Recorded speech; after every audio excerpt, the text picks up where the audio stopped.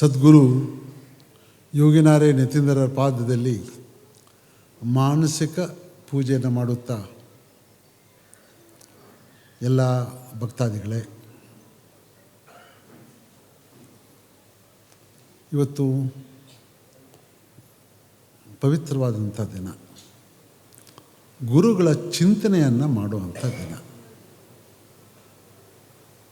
ಯಾರು ಈ ಗುರುಗಳು? ಯಾರು ತಾತಯ್ಯನವರು? ಯಾರು ನಾರಾಯಣ ಯೋಗಿಗಳು? ಯಾರು ಈ ನಾರಾಯಣ ಕವಿಗಳು? ಯಾರು ನಾರಾಯಣ ಋಷಿ ಮುನಿಗಳು? ಇವರು ಯಾರು? ಎಂಥವರು? ಏನು ಇವರ ಸಾಧನೆ? ಇದ್ರ ಬಗ್ಗೆ ಚಿಂತನೆ ಮಾಡ್ತಾ ಏನಾದರೂ ಅದರ ಬಗ್ಗೆ ನಮಗೆ ಅರಿವಾಗಬೇಕಾಗಿದ್ದರೆ ಅವರೇ ಏನು ಹೇಳಿದ್ದಾರೋ ಅದರಿಂದನೇ ಒಂದು ಆಧಾರ, ಅದು ಬಿಟ್ಟು ಇನ್ಯಾವುದೂ ಇಲ್ಲ. ಅವರು ಒಂದು ಮಾತನ್ನು ಹೇಳ್ತಾರೆ ತಾತಯ್ಯನವರು. ಅಪ್ಪ, ಇದು ಪರಮಾತ್ಮ ಅಮರನಾರಾಯಣ ಸ್ವಾಮಿ ನನಗೆ ಒಳುವಾದ್ನಲ್ಲ, ಹೆಂಗಾದ? ಭಾರಿ ಆಶ್ಚರ್ಯಪಡ್ತಾ ಇದ್ದಾರೆ. ಏನಿದು? ಯಾವ ರೀತಿ ಆಯ್ತಿದು? ನಾನೇನಾಯಿದ್ರು ಒಳ್ಳೆ ಸಂಸ್ಕಾರದಲ್ಲಿರ್ತಕ್ಕಂಥ ಜ್ಞಾನಿಗಳಿರ್ತಕ್ಕಂಥ ಮನೆಯಲ್ಲಿ ಹುಟ್ಟಿದ್ದೇನಾ? ಏನಾದರೂ ಆ ಸಂಪ್ರದಾಯದಲ್ಲಿ ಬಂದಿರಬೇಕಾಗಿದ್ದರೆ, ಅದೇನ ಬಗ್ಗೆ ಚಿಂತನೆ ಮಾಡಬೇಕಾಗಿದ್ರೆ ಅಂಥ ಮನೆಯಲ್ಲಿ ನಾನು ಹುಟ್ಟಿಲ್ಲ. ಏನಾದರೂ ಸಂತರ ಜೊತೆಗೆ ಓಡಾಡಿಕೊಂಡು ಸೇವೆಯನ್ನು ಮಾಡಿಕೊಂಡು ಅದಾದರೂ ಇದ್ದೇನಾ? ಅದೂ ಇಲ್ಲ. ಒಂದು ಸತ್ಸಂಗದಲ್ಲಿ ಒಳ್ಳೆಯ ಜ್ಞಾನಿಗಳು ಅವರ ಒಂದು ಅನುಗ್ರಹದಿಂದ ಅವರ ಒಂದು ಚಿಂತನೆಯಲ್ಲಿ ಮುಳುಗಿ ಆ ಪರಮಾತ್ಮ ಬಗ್ಗೆ ಚಿಂತನೆ ಮಾಡುವಂಥ ಅದಾದರೂ ಏನಾದರೂ ಇದೆಯಾ? ಅದೂ ಇಲ್ಲ. ರಾಜರ ಆಶ್ರಯ ಏನಾದರೂ ಸಿಕ್ಕಿದೆಯಾ? ಅದೂ ಇಲ್ಲ. ಯಾವುದೂ ಇಲ್ಲದೆ ಇರ್ತಕ್ಕಂಥ ಇದರಲ್ಲಿ ಯಾಕೆ ಆ ಅಮರನಾರಾಯಣ ಪರಮಾತ್ಮ ಒಲವಾದ್ನಲ್ಲ? ಏನಿದು ಆಶ್ಚರ್ಯ? ಒಲವು ಅಂದರೆ ಪರಮಾತ್ಮ ಜೀವಾತ್ಮ ಪರಮಾತ್ಮ ಒಂದಾಗ್ಬಿಟ್ರು.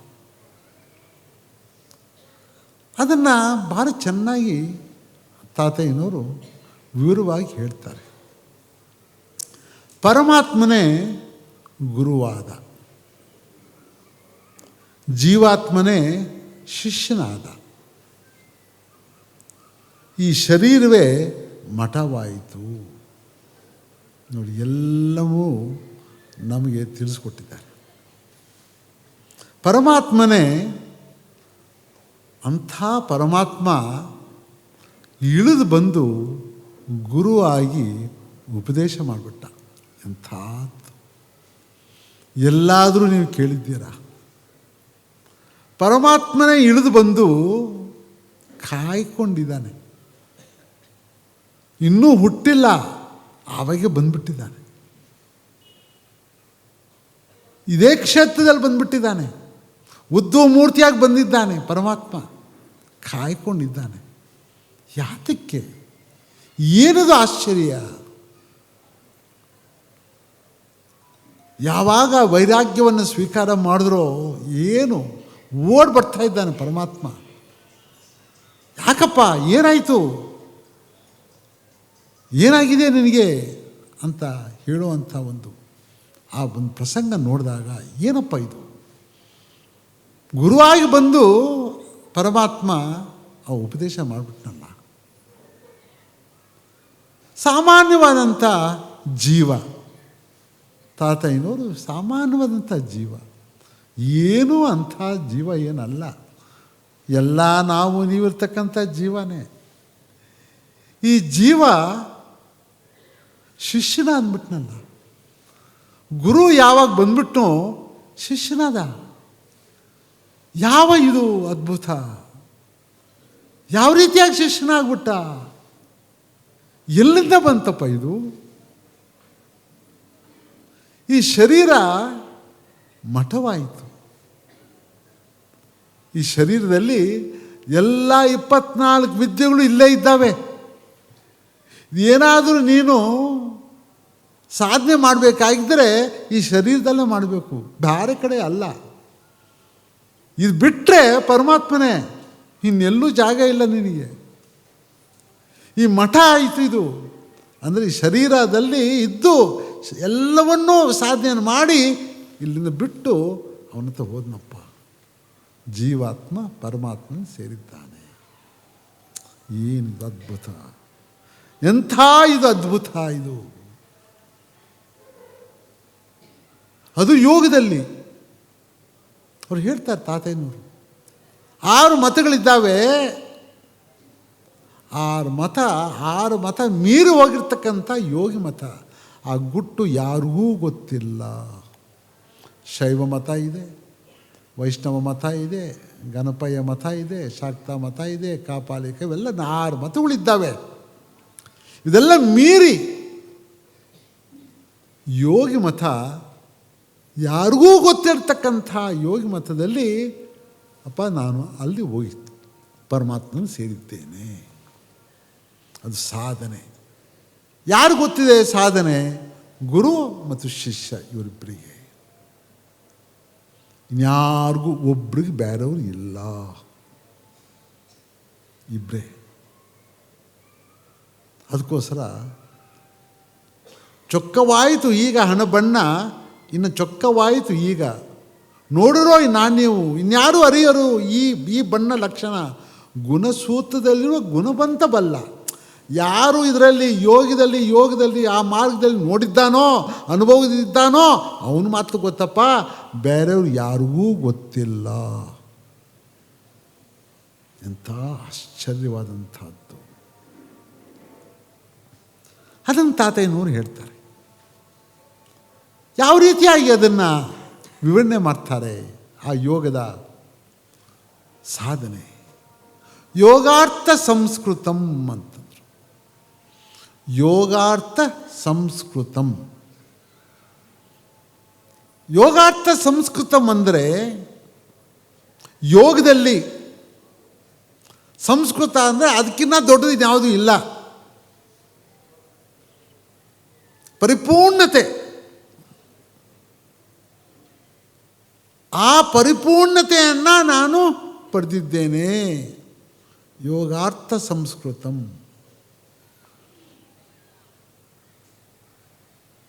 ಭಾರಿ ಸ್ಪಷ್ಟವಾಗಿ ಹೇಳಿದ್ದಾರೆ. ಇನ್ನೊಂದು ಮಾತು ಹೇಳಿದ್ದಾರೆ.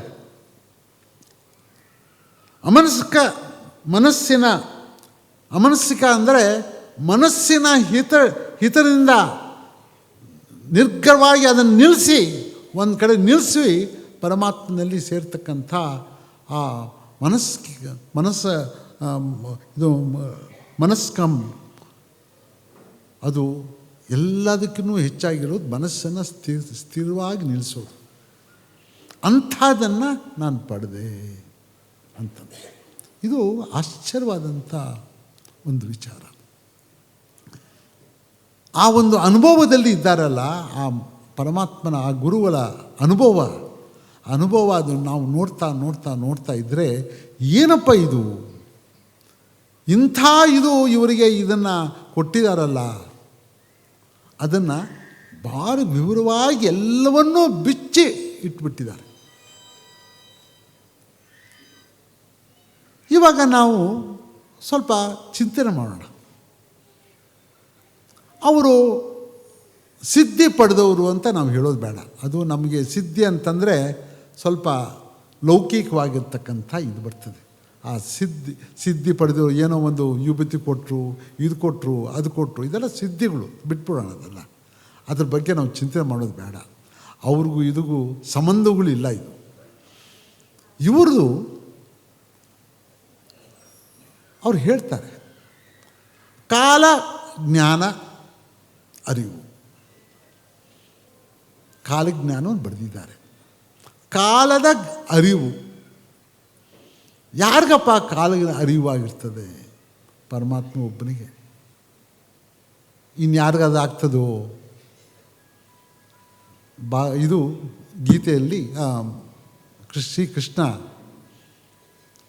ಅರ್ಜುನಿಗೆ ಒಂದು ಮಾತು ಹೇಳ್ತಾರೆ. ನೋಡಪ್ಪ, ಉಪದೇಶ ಮಾಡೋವಾಗ ರಾಜಯೋಗದ ಬಗ್ಗೆ ಉಪದೇಶ ಮಾಡ್ತಾ ಇದ್ದಾನೆ. ನೋಡು, ಹಿಂದಿನ ಯಾವುದೋ ಒಂದು ಹಿಂದಿನ ಭಾರಿ ಪ್ರಾಚೀನವಾದಂಥ ಯುಗದಲ್ಲಿ ಈ ಒಂದು ರಾಜಯೋಗ ಇದನ್ನು ನಾನು ತೋರಿಸ್ಕೊಟ್ಟಿದ್ದೇನೆ, ಇದನ್ನು ಕೊಟ್ಟಿದ್ದೇನೆ. ಆದರೆ ಬರ್ತಾ ಬರ್ತಾ ಬರ್ತಾ ಬರ್ತಾ ಇದು ಮರ್ತೋಗ್ಬಿಟ್ಟಿದೆ. ಎಷ್ಟೋ ಯುಗಗಳಾಗ್ಬಿಟ್ಟಿದ್ದೇವೆ, ಅದು ಮರ್ತೋಗ್ಬಿಟ್ಟಿದೆ. ಇವಾಗ ತಿರ್ಗಾ ನಿನಗೆ ನಾನು ಕೊಡ್ತಾ ಇದ್ದೇನೆ, ಸ್ವೀಕಾರ ಮಾಡು ಅಂತಂದ. ಅವನಿಗೆ ಆಶ್ಚರ್ಯವಾಯಿತು. ನೀನು ಯಾರಪ್ಪ? ನೀನು ಹಿಂದಿನ ಜನ್ಮದಲ್ಲಿ, ಹಿಂದಿನ ಯುಗ, ಎಷ್ಟೋ ಯುಗಗಳಲ್ಲಿ ಹಿಂದೆ ಕೊಟ್ಟಿರ್ತಕ್ಕಂಥ ನೀನು ಯಾರು ನೀನು ಅಂತ ಅರ್ಜುನ ಕೇಳ್ತಾ ಇದ್ದಾನೆ. ನೋಡು, ನಿನಗೆ ಹಿಂದಿಂದು ಗೊತ್ತಿಲ್ಲ, ಇವತ್ತು ಗೊತ್ತಿದೆ, ನಾಳೆ ಗೊತ್ತಿಲ್ಲ. ನನಗೆ ಹಿಂದಿಂದೆಲ್ಲ ಗೊತ್ತಿದೆ, ಇವತ್ತು ಗೊತ್ತಿದೆ, ನಾಳೆನೂ ಗೊತ್ತಿದೆ. ಅವನೇ ಪರಮಾತ್ಮ. ಕಾಲ ಮಹಿಮೆಯನ್ನು ಅರಿವು ಮಾಡ್ಕೊಂಡಿರ್ತಾವೊಂದು ಯಾರಪ್ಪ? ಯಾವಾಗ ಜೀವಾತ್ಮ ಪರಮಾತ್ಮನ ಸೇರಿದ್ದಾನೋ ಅವನು ಮಾತ್ರ ಕಾಲದ ಬಗ್ಗೆ ಮಹಿಮೆ ಗೊತ್ತಿರ್ತದೆ. ಯಾರಾದ್ರು ಗೊತ್ತಿದೆಯೋ ಹೇಳಪ್ಪ? ಯಾರೂ ಗೊತ್ತಿಲ್ಲ. ಅವರು ಕಾಲಜ್ಞಾನಿ. ಅವ್ರು ಹೇಳ್ತಾರೆ, ಅಪ್ಪ ನಾನಿದ್ದೆ ನೋಡು. ಅವ್ರ ವಿನಯ, ಯೋಗ ನಿದ್ದೆನಲ್ಲಿದ್ದೆ. ಹೆಂಗಿರ್ತಾನೆ ಪರಮಾತ್ಮ? ಯೋಗ ನಿದ್ದೆನಲ್ಲಿರ್ತಾನೆ. ಇವರು ಹೇಳ್ತಾರೆ, ನಾನು ಯೋಗ ನಿದ್ದೆನಲ್ಲಿದ್ದನಪ್ಪ, ಈಶ್ವರ ಬಂದ್ಬಿಟ್ಟ. ಅಪ್ಪ ಸಮಯ ಬಂದಿದೆ, ನೀನು ಬರೀಯಪ್ಪ ಅಂತ ಹೇಳ್ತಾರೆ. ಈಶ್ವರ ಬೇರೆ ಅಲ್ಲ, ಇವ್ರು ಬೇರೆ ಅಲ್ಲ. ವಿಷ್ಣು ಬೇರೆ ಅಲ್ಲ, ಇವ್ರು ಬೇರೆ ಅಲ್ಲ. ಪರಮಾತ್ಮ ಬೇರೆ ಅಲ್ಲ, ಇವ್ರು ಬೇರೆ ಅಲ್ಲ. ಎಲ್ಲರೂ ಒಂದೇ. ಇವರು ಕಾಲಜ್ಞಾನಿ, ಇದು ಕಾಲಜ್ಞಾನ. ಇನ್ನು ಮುಂದೆ ಹೇಳ್ತಾರೆ, ಪ್ರಾಣಿಗಳ ಭಾಷೆ. ಅದನ್ನು ಇನ್ನೂ ಚೆನ್ನಾಗಿ ಹೇಳಬೇಕಾದ್ರೆ ಪ್ರಕೃತಿಯ ಭಾಷೆ. ಎಲ್ಲವೂ ಅರಿವು ಆಗಿರ್ತದೆ ಅವರಿಗೆ. ಪರಮಾತ್ಮನ ಇನ್ನೇನು? ಎಲ್ಲ ಅರಿವು ಇದೆ, ಎಲ್ಲ ಭಾಷೆಯೂ ಇದೆ. ಎಲ್ಲ ಜೀವರಾಶಿಗಳು, ಯಾವುದೇ ಜೀವರಾಶಿಗಳಾಗಿರಲಿ, ಎಲ್ಲರ ಹತ್ರನೂ ಮಾತಾಡುವಂಥ ಶಕ್ತಿ ಅವ್ರ ಮಾತ್ರ ಇದೆ. ಒಂದು ಉದಾಹರಣೆ, ಇದೇ ಕ್ಷೇತ್ರದಲ್ಲಿ ಒಂದು ಬಾವಿಯನ್ನು ತೋಡ್ತಾರೆ. ನೀರು ಬರೋದಿಲ್ಲ, ಶಿಷ್ಯಂದರು ಬಾವಿಯನ್ನು ತೋಡ್ತಾರೆ. ಇದು ಪಕ್ಕದಲ್ಲಿ ನೀರು ಬರೋದಿಲ್ಲ.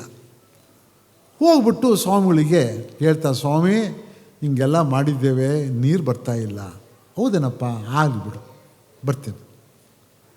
ಆವಾಗ ಮನಸ್ಸಿನಲ್ಲಿ ಯಾರಿಗೆ ಹೇಳಬೇಕು ಆ ಭಾಷೆ? ಗಂಗಾ ಮಾತೆಗೆ ಹೇಳಬೇಕು. ಗಂಗಾ ಮಾತೆಗೆ ಹೇಳಿದ್ರು. ಆದರೆ ನಿನಗೇನಂತ ಹೇಳಿದ್ರು? ಒಂದು ಕೀರ್ತನೆ ಬರೆದ್ರು ನಿನಗೆ. ಆದರೆ ಅವ್ರು ಏನು ಮಾಡಿದ್ದೇನೋ ಆ ಭಾಷೆ ಆ ಯಮ್ಮನ ಕೇಳ್ಕೊಂಡ್ರು. ಅಮ್ಮ ನೀನು ಬಂದ್ಬಿಟ್ಟು ನೀರು ಕೊಡಮ್ಮ ಅಂತಂದರು. ಕೀರ್ತನೆಯನ್ನು ಬರೆದ್ರು. ನಿನಗೆ ಅರ್ಥ ಆಗಲಿ ಇದು. ಅದು ಅವರು ಈ ಕೀರ್ತನೆಗಳು ಯಾವುದು?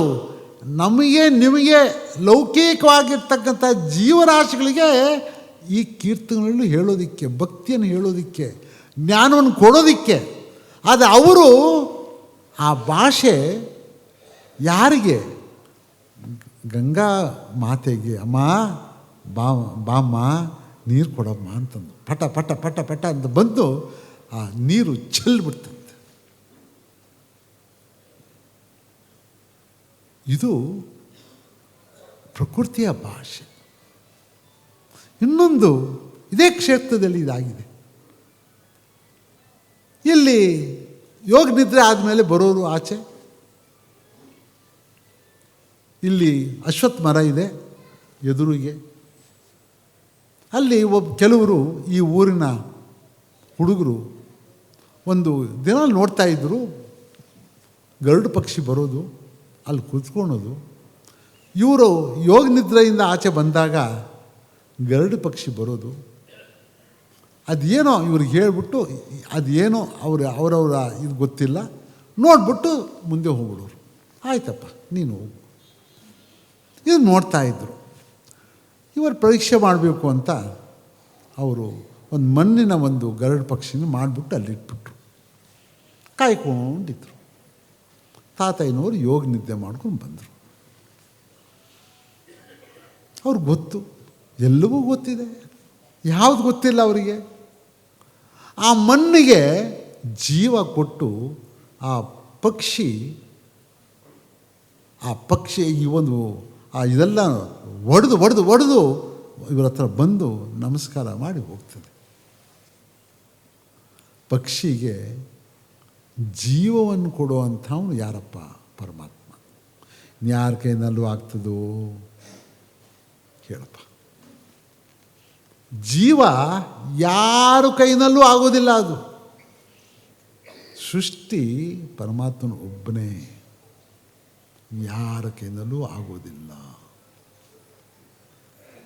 ಅವರು ತಾತಯ್ಯನವರು.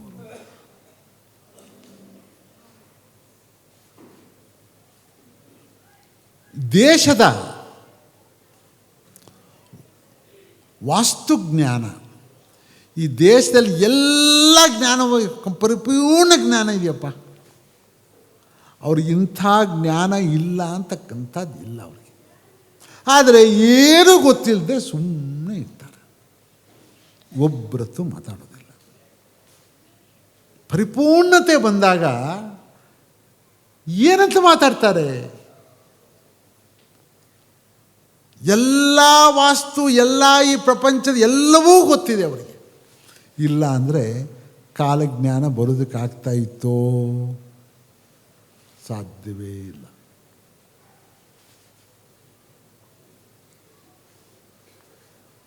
ಎಲ್ಲ ಲೋಕದ ಜ್ಞಾನ. ಯಾವ ಲೋಕ? ಈ ನಮ್ಮ ಸೂರ್ಯಮಂಡಲ ಏನಿದೆ, ಆ ಲೋಕದ ಜ್ಞಾನ ಎಲ್ಲವೂ ಗೊತ್ತಿದೆ.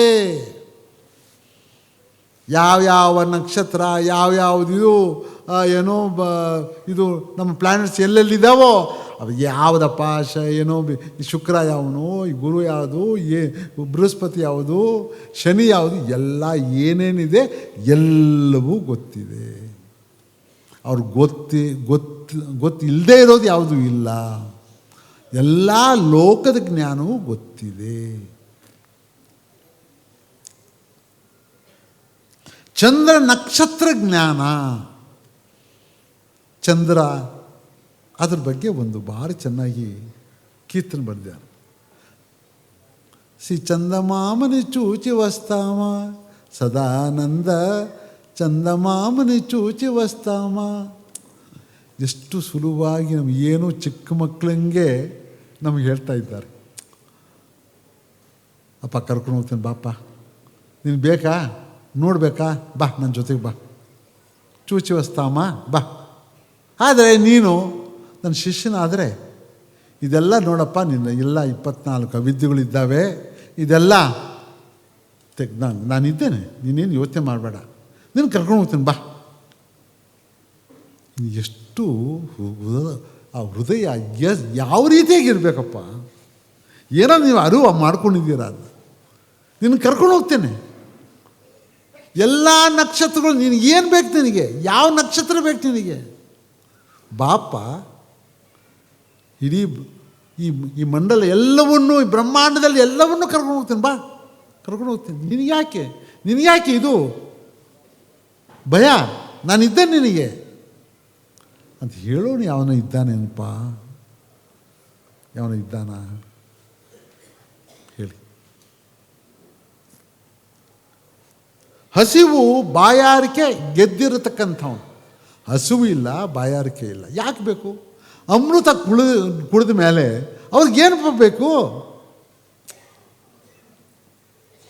ಅವ್ರೇನೋ ತಿಂದ್ರ ಏನು ಅದು ಬೇಕಾಗಿಲ್ಲ ಅವರಿಗೆ, ಏನೂ ಬೇಕಾಗಿಲ್ಲ ಅವರಿಗೆ. ಹಸಿವಿಲ್ಲ, ಬಾಯಾರಿಕೆ ಇಲ್ಲ. ಶರೀರ ಅದು ಬೇಕಾಗಿಲ್ಲ. ಬರೀ ನಿಮಗೆ ಕಾಣ್ತಾ ಇರುವಂಥ ಶರೀರ ಅಷ್ಟೇ. ಆ ಶರೀರ ಅಲ್ಲಿದೆ. ನಿಮ್ಗೆ ಬೇಕಾಗಿರೋದು ಯಾವನಪ್ಪ ಆಕಾರ ನೀವು ನೋಡ್ಬೋದು ಅಷ್ಟೇ. ಅದೇ ಮಾಯೆ. ನಿನಗೆ ನೋಡ್ತಾ ಇರೋದು ಆ ಮಾಯೆ. ನೀನು ನೋಡ್ತಾ ಇದ್ದೀಯ. ಇನ್ನು ಬೇರೆ ನೋಡಿದ್ಯಾ ನೀನು? ಇಲ್ಲ. ಅವ್ರು ಯಾರು ಅಂತ ನೋಡಿದ್ಯಾ ನೀನು? ಇಲ್ಲ. ಅವ್ರಿಗೇನಾದರೂ ಹಸಿವಿದೆಯಾ? ಅವ್ರಿಗೇನೋ ಬಾಯಾರಿಕೆ ಇದೆಯಾ? ಏನೂ ಇಲ್ಲ ಅವರಿಗೆ.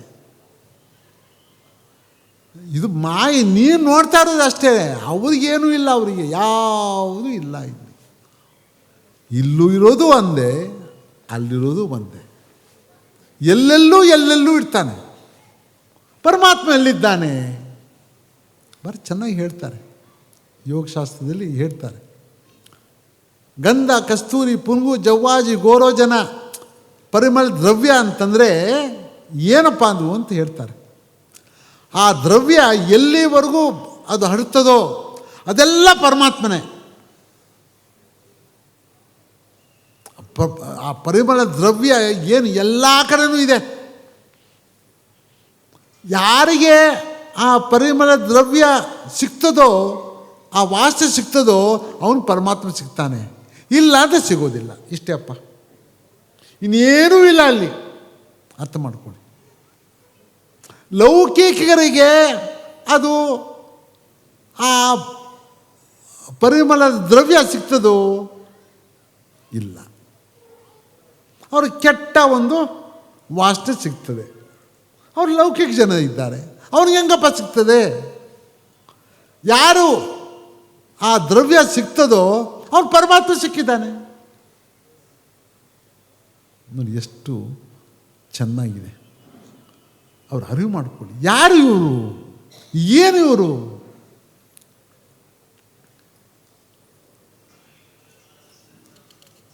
ಸಿದ್ಧರ ದರ್ಶನ ಶಕ್ತಿ.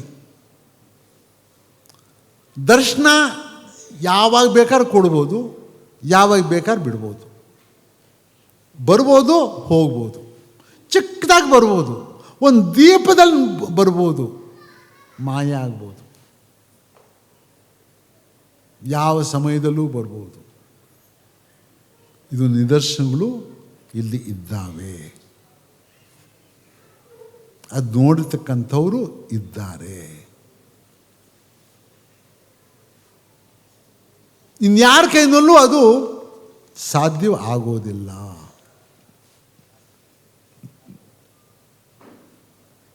ಪರಕಾಯ ಪ್ರವೇಶ ಶಕ್ತಿ ಒಂದು ಅಂದರೆ ಆ ಜೀವ ಆಚೆ ಬಂದು ಈ ದೇಹ ಇರೋವಾಗ ಆಚೆ ಬಂದು ಈ ದೇಹವನ್ನು ನೋಡ್ತಾನಂತೆ. ಮುಂದೆ ಹೆಂಗಿದೆ, ನನ್ನ ಹಿಂದ್ಗಡೆ ಹೋಗ್ಬಿಟ್ಟು ನನ್ನ ಬೆನ್ನು ಹೆಂಗಿದೆ ಅಂತ ಅವನ ಬೆನ್ನು ಅವನೇ ನೋಡ್ಕೊತಾನೆ. ಇದು ಪರಕಾಯ ಪ್ರವೇಶ ಶಕ್ತಿ. ಅವನ ಬೆನ್ನು ನೋಡ್ಕೊತಾನಂತೆ. ಇದು ಏನಪ್ಪ ಇದು? ಈ ಮುದ್ದೆ ಇದು ಏನಿದು? ದೊಡ್ಡ ಇದು ಏನಿದು? ನಗ್ತಾನಂತೆ. ಅಯ್ಯೋ ಎಂಥ ಇದು, ಎಂಥ ಇವರೆಲ್ಲ ಅಜ್ಞಾನಿಗಳು ಇದನ್ನು ನೋಡ್ಕೊಂಡು ಕೂತ್ಕೊಂಡಿದ್ದಾರಲ್ಲ ಇಲ್ಲಿ ಅಂತ ಹೇಳ್ತಾನಂತೆ. ಪರಕಾಯ ಪ್ರವೇಶ ಶಕ್ತಿ ಅಂತ ಹೇಳ್ತಾರೆ. ಆಕಾಶ ಗಮನ. ಸ್ವಾಮಿ, ಇದು ಯಾರಿಗೂ ಅರಿವು ಆಗುವುದಿಲ್ಲ. ಆಕಾಶ ಅಂದರೆ ಏನು? ಬಟ್ಟ ಬಯಲು. ಯಾರು ಗೊತ್ತಿದೆಯಪ್ಪ? ಆಕಾಶದ ಗಮನ ಗೊತ್ತಿದ್ರೆ ಇನ್ನು ಏನಪ್ಪ ಇದು? ನೀನು ಏನು ಯೋಚನೆ ಮಾಡ್ತಾಯಿದ್ದೀಯ ನೀನು? ಇಂಥ ಬ್ರಹ್ಮಾಂಡಗಳು, ಇಂಥ ನಮ್ಮ ಸೂರ್ಯಮಂಡಲಗಳು ನೂರಾರಿದ್ದಾವೆ ನಮ್ಮ ಬ್ರಹ್ಮಾಂಡದಲ್ಲಿ. ಅಂಥ ಬ್ರಹ್ಮಾಂಡಗಳು ನೂರಾರಿದ್ದಾವೆ, ಸಾವಿರಾರಿದ್ದಾವೆ. ಅದೆಲ್ಲ ಆಕಾಶದಲ್ಲೇ ಇರೋದು. ಅದನ್ನ ಬಟ್ಟ ಬಯಲು. ಅದನ್ನು ಗಮನ ಇರೋಬೇಕಾದ್ರೆ ಇನ್ನು ಇನ್ನು ಎಲ್ಲೆಲ್ಲಿ ಯಾವ್ಯಾವ ಇದು ಎಲ್ಲ ಕಡೆ ಎಲ್ಲ ಬ್ರಹ್ಮಾಂಡವೂ ನೋಡ್ತಕ್ಕಂಥವನು ಅವನೇ ಪರಮಾತ್ಮ. ಅವನು ನೋಡಪ್ಪ ನಾನು ನೋಡಿದ್ದೇನೆ ಅಂತ. ಏನಪ್ಪ ಹೇಳೋದು ಇದನ್ನು? ಯಾರಿಗಿದು ಅರಿವು ಮಾಡ್ಕೊಳೋದು? ಏನಂತ ಹೇಳಬೇಕು ಇದು? ಅವ್ರಿಗೆ ಆಶ್ಚರ್ಯ ಆಗ್ತದೆ, ಎಂಥ ಒಂದು ಇದನ್ನು ಕೊಟ್ಟಿದ್ದಾರಲ್ಲ.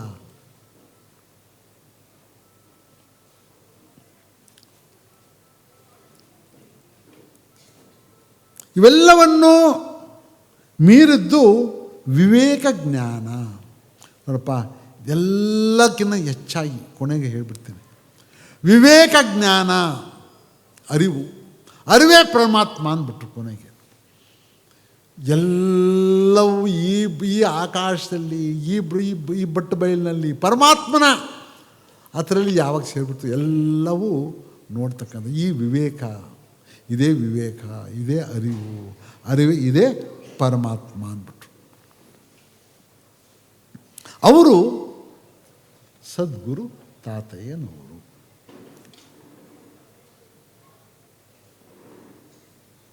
ನೋಡಪ್ಪ, ಗುರುಗಳು ನಾವು ಭಾರಿ ಲೌಕಿಕವಾಗಿ ನೋಡ್ತೇವೆ, ಓ ಅಂದ್ಬಿಡ್ತೇವೆ.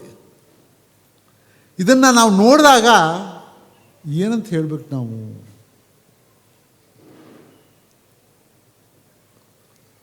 ಅದಕ್ಕೋಸ್ಕರ ನಾವು ಏನಂದರೆ, ಏನೋ ನಮ್ಮದು ಹಿಂದಿನ ಜನ್ಮದ ಒಂದು ಪುಣ್ಯದ ಫಲ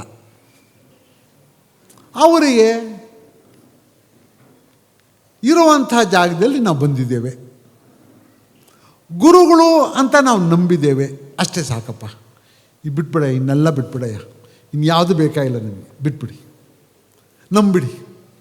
ಅಪ್ಪ, ಇವ್ರು ನಿಜವಾಗ್ಲೂ ಗುರುಗಳಪ್ಪ ಅಂದರೆ ಒಂದು ಎಚ್ಚರಿಕೆ. 2 ಗುರು ಇದ್ದರೆ ಅದು ನಾಶ ಆಯಿತು. ಎಚ್ಚರಿಕೆ, ಎಚ್ಚರಿಕೆ ಓ ಮನಸ, ಎಚ್ಚರಿಕೆ ಓ ಮನಸ, ಎಚ್ಚರಿಕೆ ಓ ಮನಸ ಅಂತ.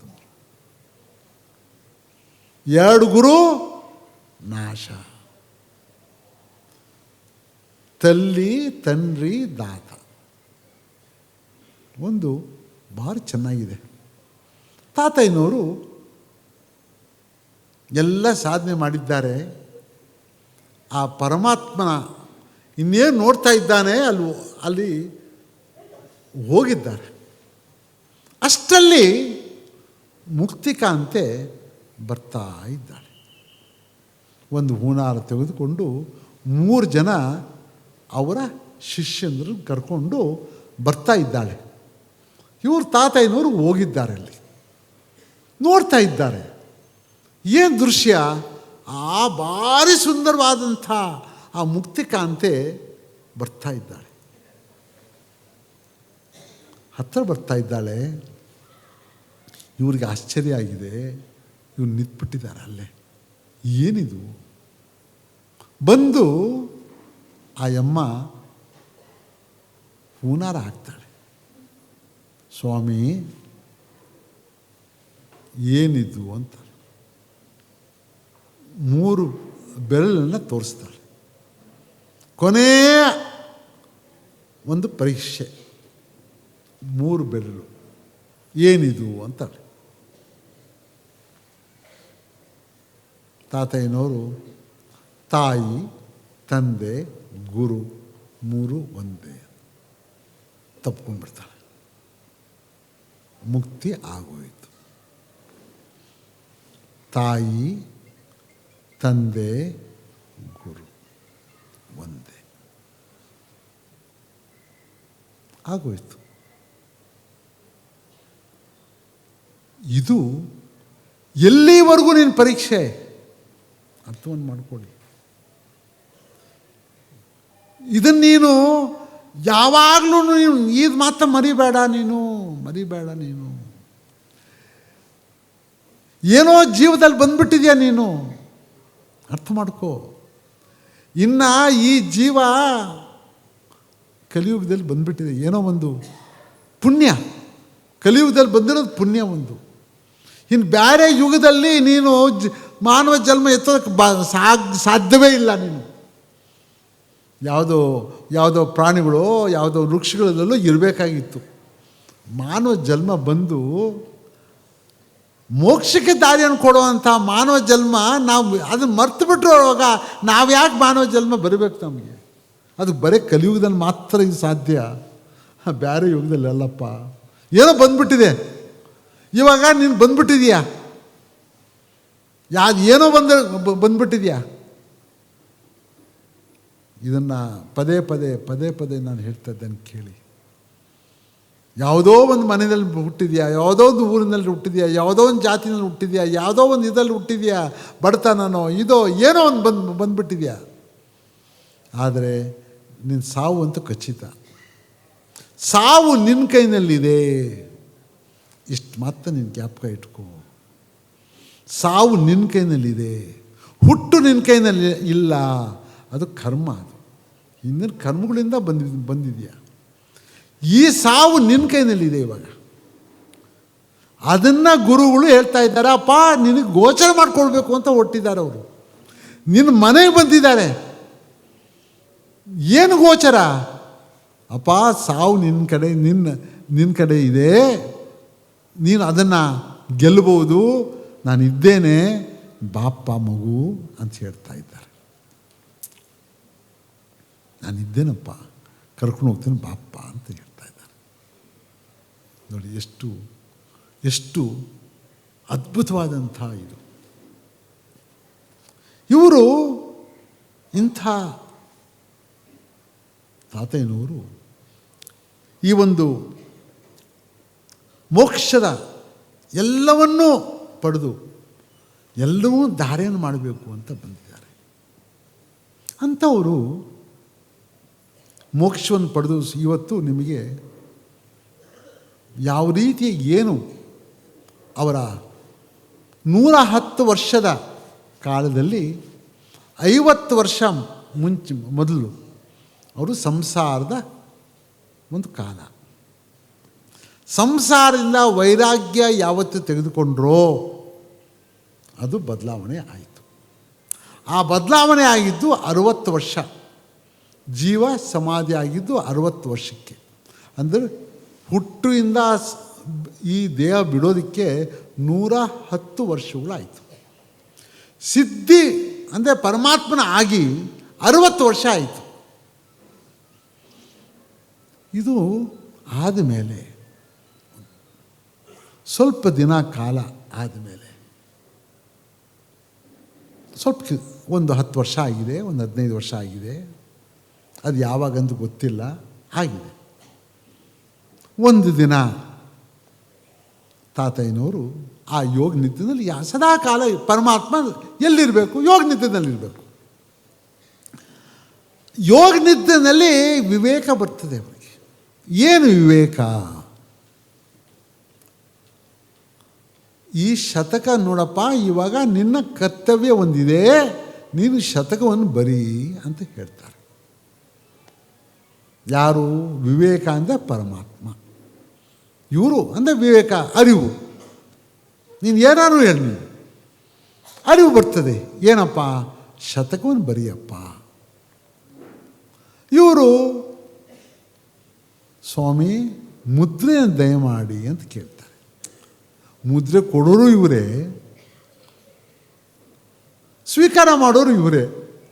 ಅಂದರೆ ಯಾಕಿದು? ನಮ್ಮಂಥ ನಿಮ್ಮಂಥ ಈ ಅಜ್ಞಾನಿಗಳಿಗೆ ನೋಡಪ್ಪ, ನೀನು ಇದು ನಾನು ನಂದು ಇದು ನಾನು ಅಂತಲ್ಲ, ಪರಮಾತ್ಮನೇ ಬಂದು ಪರಮಾತ್ಮ ಬಾಯಿಂದ ಹೇಳಿದ್ರೆ ನೀನು ನಂಬ್ತೀಯ. ನೀನು ಆವಾಗೂ ನಂಬೋದಿಲ್ಲ. ಇವಾಗ ದ್ವಾಪರ ಯುಗದಲ್ಲಿ ಪರಮಾತ್ಮ ಬಂದಿದ್ದ, ಎಷ್ಟು ಜನ ನಂಬಿದ್ರಪ್ಪ ಅವನ್ನ? ಶ್ರೀರಾಮಚಂದ್ರ ಬಂದ, ಎಷ್ಟು ಜನ ನಂಬಿದ್ರಪ್ಪ? ಯಾರು ಆ ಕಾಲದಲ್ಲೇ ಯಾರೂ ನಂಬಲಿಲ್ಲ, ಇನ್ನು ಈ ಕಾಲದಲ್ಲಿ ಆಗ್ತದೇನಪ್ಪ? ಅದಕ್ಕೋಸ್ಕರ ನಮಗೆ ಅರಿವು ಮಾಡೋದಕ್ಕೆ ಅವ್ರು ಏನಂದರು, ಅಪ್ಪ ಬಂದಿದ್ದೇನೆ, ನೀನು ಮುದ್ರೆಯನ್ನು ಕೊಡು, ನಾನು ಶತಕವನ್ನು ಬರೀತೇನೆ ಅಂತಂದರು. ನಾರಾಯಣ 4 ಅಕ್ಷರವನ್ನು ಕೊಟ್ಟರು. ನಾರಾಯಣ ಅಕ್ಷರವನ್ನು ಕೊಟ್ಟರು. ಅದು ಆಮೇಲೆ ಹೇಳಿದ್ರು, ಅಪ್ಪ ನಾಲ್ಕು ಅಕ್ಷರ ಕೊಟ್ಟಿದ್ದೇನೆ, ಅದು ಈಗಿನ ಕಾಲದಲ್ಲಿ ಈಗಿನ ಇದರಲ್ಲಿ ಎಷ್ಟು ಜನ ನಂಬ್ತಾರಪ್ಪ, ಇದು ಬಿಟ್ಬಿಡು, ಅವರಿಗೆ ನಿನ್ನ ಮಹಿಮೆ ನಿನ್ಗೆ ಗೊತ್ತಾಗ್ತದೆ, ಅವರಿಗೆ ಬಿಟ್ಬಿಡು. ನಾರಾಯಣ ಅಂತ 4 ಅಕ್ಷರ ಇದೆಯಲ್ಲ, ಏನಿದು ನಾರಾಯಣ ಅಕ್ಷರ, ಇವು ಅರಿವು ಮಾಡಿಕೊಳ್ಳಿ. ಏನಿದು ನಾರಾಯಣ ಅಕ್ಷರ? ಒಂದೊಂದು ಯುಗದಲ್ಲಿ, ತ್ರೇತಾಯುಗದಲ್ಲಿ ವಾಲ್ಮೀಕಿ ಬಂದರು, ರಾಮ ಮಂತ್ರವನ್ನು ಕೊಟ್ಟರು. ಹೌದೇನಪ್ಪ? ಮುಂಚೆ ಇತ್ತೋ ರಾಮ ಮಂತ್ರ ಇತ್ತೋ? ಮುಂಚೆ ಇಲ್ಲಿಲ್ಲ, ರಾಮ ಮಂತ್ರ ಕೊಟ್ಟರು. ದ್ವಾಪರಯುಗದಲ್ಲಿ ವ್ಯಾಸರು ಕೃಷ್ಣ ಮಂತ್ರವನ್ನು ಕೊಟ್ಟರು. ಕೃಷ್ಣ ಇದ್ನೋ? ಆ ಹೆಸರು ಇತ್ತೋ? ಇರಲಿಲ್ಲ. ಕೃಷ್ಣ ಮಂತ್ರವನ್ನು ಕೊಟ್ಟರು. ಹೌದೇನಪ್ಪ? ಕಲಿಯುಗದಲ್ಲಿ ಇದೇ ಒಂದು ಆಶ್ಚರ್ಯವಾದಂಥ ಅದ್ಭುತವಾದಂಥ ವಿಚಾರ. ಕಲಿಯುಗದಲ್ಲಿ ಯಾವ್ದಾರು ಒಂದು ಕೊಡ್ಬೋದಾಗಿತ್ತು. ಯಾಕೆ ನಾರಾಯಣ ಅಂತ ಕೊಟ್ಟಿದ್ದು? ನಾರಾಯಣ ಅಂಟೆ ಬಿಗಿ ತಪ್ಪಿಪೋಯ, ನಾರಾಯಣ ಅಂಟೆ ಬೀಜಾಕ್ಷರಂ ಬಾಯಿ ಅಂತ ನಮಗೆ ಲೌಕಿಕವಾಗಿ ಹೇಳೋದಕ್ಕೆ ಹೇಳ್ಬಿಟ್ರು ನಿಮಗೆ. ಆದರೆ ಈ ನಾರಾಯಣ ಅಂತ ಮಂತ್ರ ಏನಿದು? ಪರಮಾತ್ಮ ಆ ನಾರಾಯಣ ಮಂತ್ರವನ್ನು ಇವಾಗ ಅರಿವಾಯಿತು. ಅಪ್ಪ ಏನಿದು ನಾರಾಯಣ ಮಂತ್ರ ಕೊಟ್ಟಿರಬೇಕಾಗಿದ್ದರೆ ಅದು ಇತ್ತು. ಯಾವಾಗ? ಒಂದೇ ಒಂದು ಹೆಸರು ನಾರಾಯಣ ಅಂತ ಒಂದು ಹೆಸರು, ಪರಮಾತ್ಮನ ಹೆಸರು ಇದ್ದಿದ್ದು. ಇನ್ನೆಲ್ಲ ಪರಮಾತ್ಮ, ಪರಂಧಾಮ, ಪರಮಪುರುಷ ಎಲ್ಲ ಇದ್ದು. ಹೆಸರಿರೋದು ಯಾವುದಪ್ಪ? ನಾರಾಯಣ ಒಂದೇ ಹೆಸರು. ಆ ನಾರಾಯಣ ಅಂತ ಒಂದು ಹೆಸರನ್ನು ನಾರಾಯಣ ಅಂತ ಮಾಡಬೇಕಾಗಿದೆ. ಅದು ಕಲಿಯುಗದಲ್ಲಿ, ಈ ಕೆಟ್ಟ ಕಲಿಯುಗದಲ್ಲಿ, ಇಂಥ ಕಲಿಯುಗ ಎಷ್ಟೋ ಬಂದಿದ್ದಾವೆ. ಇಂಥ ಕೆಟ್ಟ ಕಲಿಯುಗದಲ್ಲಿ ಈ ನಾರಾಯಣ ಅಂತ ಈಗಲೂ ಕೊಟ್ಟರಲ್ಲಪ್ಪ, ಇದು ಏನು ಅದ್ಭುತ! ಇದು ಎಲ್ಲರಿಗೂ ಆಶ್ಚರ್ಯ ಆಗಿದೆ. ನಾರಿಗೂ ಆಶ್ಚರ್ಯ ಆಗಿದೆ, ವ್ಯಾಸ ಮುನಿಗಳಿಗೆ ಆಶ್ಚರ್ಯ ಆಗಿದೆ, ಎಲ್ಲ 33 ಕೋಟಿ ದೇವತೆಗಳು ಆಶ್ಚರ್ಯ ಆಗಿದೆ. ಏನಿದು? ಏನಾಗಿದೆ ಇದು? ಯಾಕೆ ಈ ನಾರಾಯಣ ಮಂತ್ರ 4 ಅಕ್ಷರವನ್ನು ಕೊಟ್ಟರಲ್ಲ, ಅವನೇ ಬಂದು ಕೊಟ್ಟಿದ್ದಾನಲ್ಲ ಪರಮಾತ್ಮ, ಏನಿದು? ಆ ಅಕ್ಷರ ಇವತ್ತು ಅವರು ಎಷ್ಟು ಸೂಕ್ಷ್ಮವಾಗಿ ಹೇಳಿದ್ದಾರೆ. ಭಾರಿ ಸೂಕ್ಷ್ಮ. ಪರಮಾತ್ಮನೇ ಸೂಕ್ಷ್ಮ. ಅವನು ಅರಿವು ಮಾಡ್ಕೊಳ್ಳೋದು ಎಲ್ಲಿವರೆಗೂ ನಾವು ಅವನ ಮನಸ್ಸಿನಲ್ಲಿ, ನಮ್ಮ ಮನಸ್ಸು ಅವನಲ್ಲಿ ಸೇರುತ್ತದೋ ಆವಾಗ ಅರಿವಾಗ್ತದೆ. ಇಲ್ಲ ಅಂದರೆ ಅರಿವು ಆಗೋದಿಲ್ಲ. ಇದು ಆಗೋದಿಲ್ಲ, ಸಾಧ್ಯವಿಲ್ಲ. ಇದು ಏನಿದು ನಾರಾಯಣ ಮಂತ್ರ? ಯಾತಕ್ಕಾಗಿ ಮಂತ್ರವನ್ನು ಕೊಟ್ಟರು? ಈ ಮಂತ್ರ 4 ಅಕ್ಷರ ಆಗಿರ್ತಕ್ಕಂಥ ಮಂತ್ರ. ಇನ್ನು ಕಲಿಯುಗ ಬಂದಿದೆ, ಇನ್ನು ಇವನ್ನ ಕಾರುಣ್ಯ ಗುರುವಾಗಿ ಮಾಡಿದ್ದಾರೆ. ಕಾರುಣ್ಯ ಗುರು ಅಂದರೆ ಯಾರು? ನಮ್ಮ ಲೌಕಿಕವಾಗಿ ಏನಂತ ಹೇಳ್ತೇವೆ ನಾವು? ಕಾರುಣ್ಯ ಗುರು ಅಂದರೆ, ಅಪ್ಪ ಯಾವುದಾದ್ರು ಶಿಷ್ಯ ಬಂದರೆ ಕರ್ಕೊಂಡು ಬಂದು ಕುಣಿಸಿ, ಅಪ್ಪ ನೀನು ನೋಡು, ನಿಂದೆಲ್ಲ ನನಗೆ ಗೊತ್ತಿದೆ, ಇಷ್ಟು ನೀನು ಬಾಪ, ನೀನು ನನ್ನ ಜೊತೆಗೆ ಬಾ, ಅಲ್ಲಿ ಕುಣಿಸಿ ಆ ಒಂದು ಶಕ್ತಿಯನ್ನು ಕೊಟ್ಟು ಅವರಿಗೆ ಏನೇನು ಉಪದೇಶವನ್ನು ಮಾಡಬೇಕು ಎಲ್ಲವನ್ನು ಕೊಟ್ಟು ಆ ಮಂತ್ರವನ್ನು ಕೊಟ್ಟು ಅವರಿಗೆ ಮೋಕ್ಷವನ್ನು ಕೊಡೋವರೆಗೂ ಅವನು ಅದನ್ನು ಸ್ವೀಕಾರ ಮಾಡಿ ಅವನಿಗೆ ಮೋಕ್ಷಕ್ಕೆ ದಾರಿಯನ್ನು ತೋರಿಸ್ಕೊಡ್ತಾನೆ. ಬ್ರಹ್ಮ ಬರೆದಿರ್ತಕ್ಕಂಥ ಬರಹವನ್ನು ಎಲ್ಲ ತೆಗೆದಾಕ್ತಾನೆ. ತೆಗೆದಾಕಿ ನಿನ್ನ ಕರ್ಕೊಂಡು ಹೋಗ್ಬಿಟ್ಟು ಪರಮಾತ್ಮನ ಸೇರಿಸ್ಬಿಡ್ತಾನೆ. ನೋಡಪ್ಪ, ಅದು ನಮ್ಮ ಲೌಕಿಕವಾಗಿ ನಮ್ಗೆ ಅರ್ಥ ಇದು. ಅಂದರೆ ನಿಮಗೇನು, ಅಪ್ಪ ಬ್ರಹ್ಮ ಬರೆದಿದ್ದಾನೆ, ಈ ಬ್ರಹ್ಮ ಅಳಿಸ್ಬೇಕಾಗಿದ್ದರೆ ಪರಮಾತ್ಮ ಮಾಡಬೇಕು. ತಾತಯ್ಯನೂ ಪರಮಾತ್ಮರೇ, ಅವರು ಕಾರುಣ್ಯ ಗುರು ಆಗಿದ್ದಾರೆ. ಈ ಬರಹವನ್ನು ತೆಗೆಯೋ ಹಾಕುವಂಥ ಶಕ್ತಿ ಅವ್ರ ಮಾತ್ರ ಇದೆ, ತೆಗಿತಾರೆ. ನಾನು ಅವ್ರು ನಂಬಿದ್ರೆ ನಾನು ಹೋಗ್ಬೋದು, ಇಷ್ಟು ಗೊತ್ತು. ಆದರೆ ಅವರ ಒಂದು ಕಾರುಣ್ಯ ಗುರು ಅಂದರೆ ಯಾರು? ಈ ಕಲಿಯುಗದಲ್ಲಿ ಇನ್ನು ಬರುವಂಥ ಸಮಯ ಎಲ್ಲವನ್ನೂ ಬದಲಾವಣೆ. ಯಾವ ರೀತಿಯಾಗಿ ವ್ಯಾಸರು ಬಂದು ಆ ಮಹಾಭಾರತವನ್ನು ಬರೆದರೋ, ಅಧರ್ಮದಿಂದ ಧರ್ಮವನ್ನು ಸ್ಥಾಪನೆ ಮಾಡೋವರೆಗೂ ಅವ್ರದ್ದು ಅದು ಅವರ ಒಂದು ಕಾರ್ಯ. ವಾಲ್ಮೀಕಿದು ಎಲ್ಲವನ್ನೂ ರಾಮಾಯಣ ಬರೆದು ಯಾರ ಕೈಯಿಂದ ಹೇಳಿಸ್ರು? ಆವಾಗ ಇದು ಇಲ್ಲ, ಭಾಷೆ ಇಲ್ಲ, ಇದು ಬರವಣಿಗೆ ಇಲ್ಲ, ಸಂಸ್ಕೃತ ಇಲ್ಲ. ಅವರ ಮಕ್ಕಳಾಗಿರ್ತಕ್ಕಂಥ ಇಬ್ಬರಿಗೆ ಅದು ಎಲ್ಲ ಒಂದು ಆ ಶ್ಲೋಕಗಳನ್ನ ರಾಮಾಯಣದ ಚರಿತ್ರೆನ ಅವ್ರ ಮಕ್ಕಳ ಕಡೆಯಿಂದ ಹೇಳಿಸ್ಬಿಟ್ರು. ಅದ್ಭುತ ಅದು, ಹೌದಲ್ಲಪ್ಪ? ಅದು ಅದ್ಭುತ. ಅಂಥ ಅದ್ಭುತ ಇಲ್ಲಿ ತಾತಯ್ಯನವರಿಗೆ ಈ ಒಂದು ಕಾಲದ ಒಂದು ಮಹಿಮೆಯನ್ನು ನೀನು ಮಾಡಪ್ಪ, ಈ ಅಧರ್ಮದಿಂದ ಧರ್ಮವರೆಗೂ ಸ್ಥಾಪನೆ ಮಾಡಿಬಿಟ್ಟು ಎಲ್ಲ ಮುಗಿಸ್ಬಿಡು ಅಂತಂದರು. ನೀವು ಕಾಲಜ್ಞಾನದಲ್ಲಿ ನೀವು ಎಚ್ಚರಿಕೆಯನ್ನು ನೋಡಿ.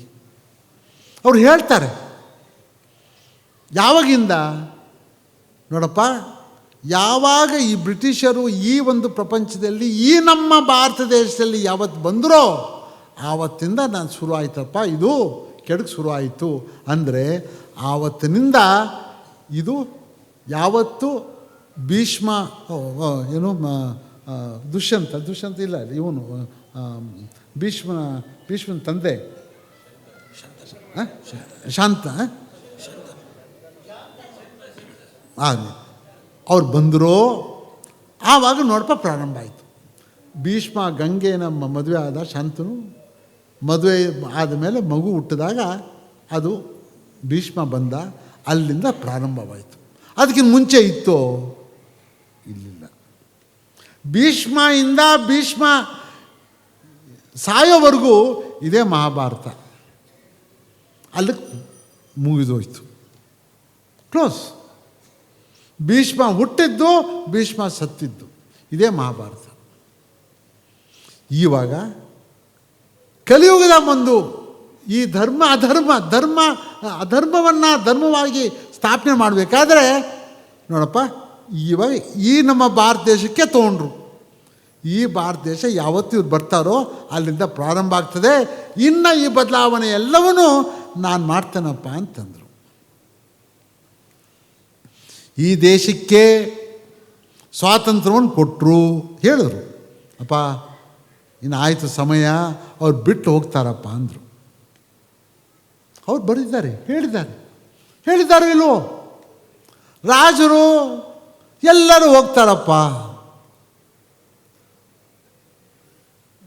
ಬೀದಿನಲ್ಲಿರ್ತಕ್ಕಂಥ ಇವರೆಲ್ಲ ಬಂದು ರಾಜ್ಯಭಾರವನ್ನು ಮಾಡ್ತಾರೆ. ಯಾರಾದ್ರು ಗೊತ್ತಿತ್ತಾ? ಯಾರೋ ಗೊತ್ತಿತ್ತೇನಪ್ಪ? ಎಲ್ಲರೂ ದೇಶದ ಬಗ್ಗೆ ಮರೆತು ಸ್ವಾರ್ಥದಲ್ಲಿ ಎಲ್ಲವೂ ಕುಳಿತುಕೊಂಡು ನಾಶವನ್ನು ಮಾಡಿ ದೇಶನ ನಾಶ ಮಾಡುವಂಥ ಬರ್ತಾರಪ್ಪ. ಕೆಡಬೇಕಲ್ಲಪ್ಪ. ನೀವು ಮೇಲ್ಗಡೆಯಿಂದ ನೋಡಿ, ಕೆಳಗಡೆಯಿಂದ ನೋಡಬೇಡಿ ಸ್ವಾಮಿ.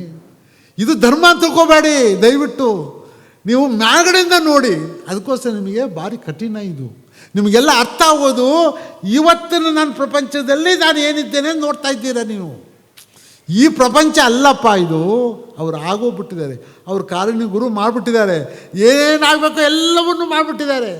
ಏನೇನಾಗಬೇಕೋ ಎಲ್ಲ, ಯಾರ್ಯಾರು ಎಲ್ಲೆಲ್ಲಿ ಬರಬೇಕು, ಏನೇನಾಗಬೇಕು ಎಲ್ಲ ಪರಮಾತ್ಮ ಬದ್ಬಿಟ್ಟಿದ್ದಾರೆ.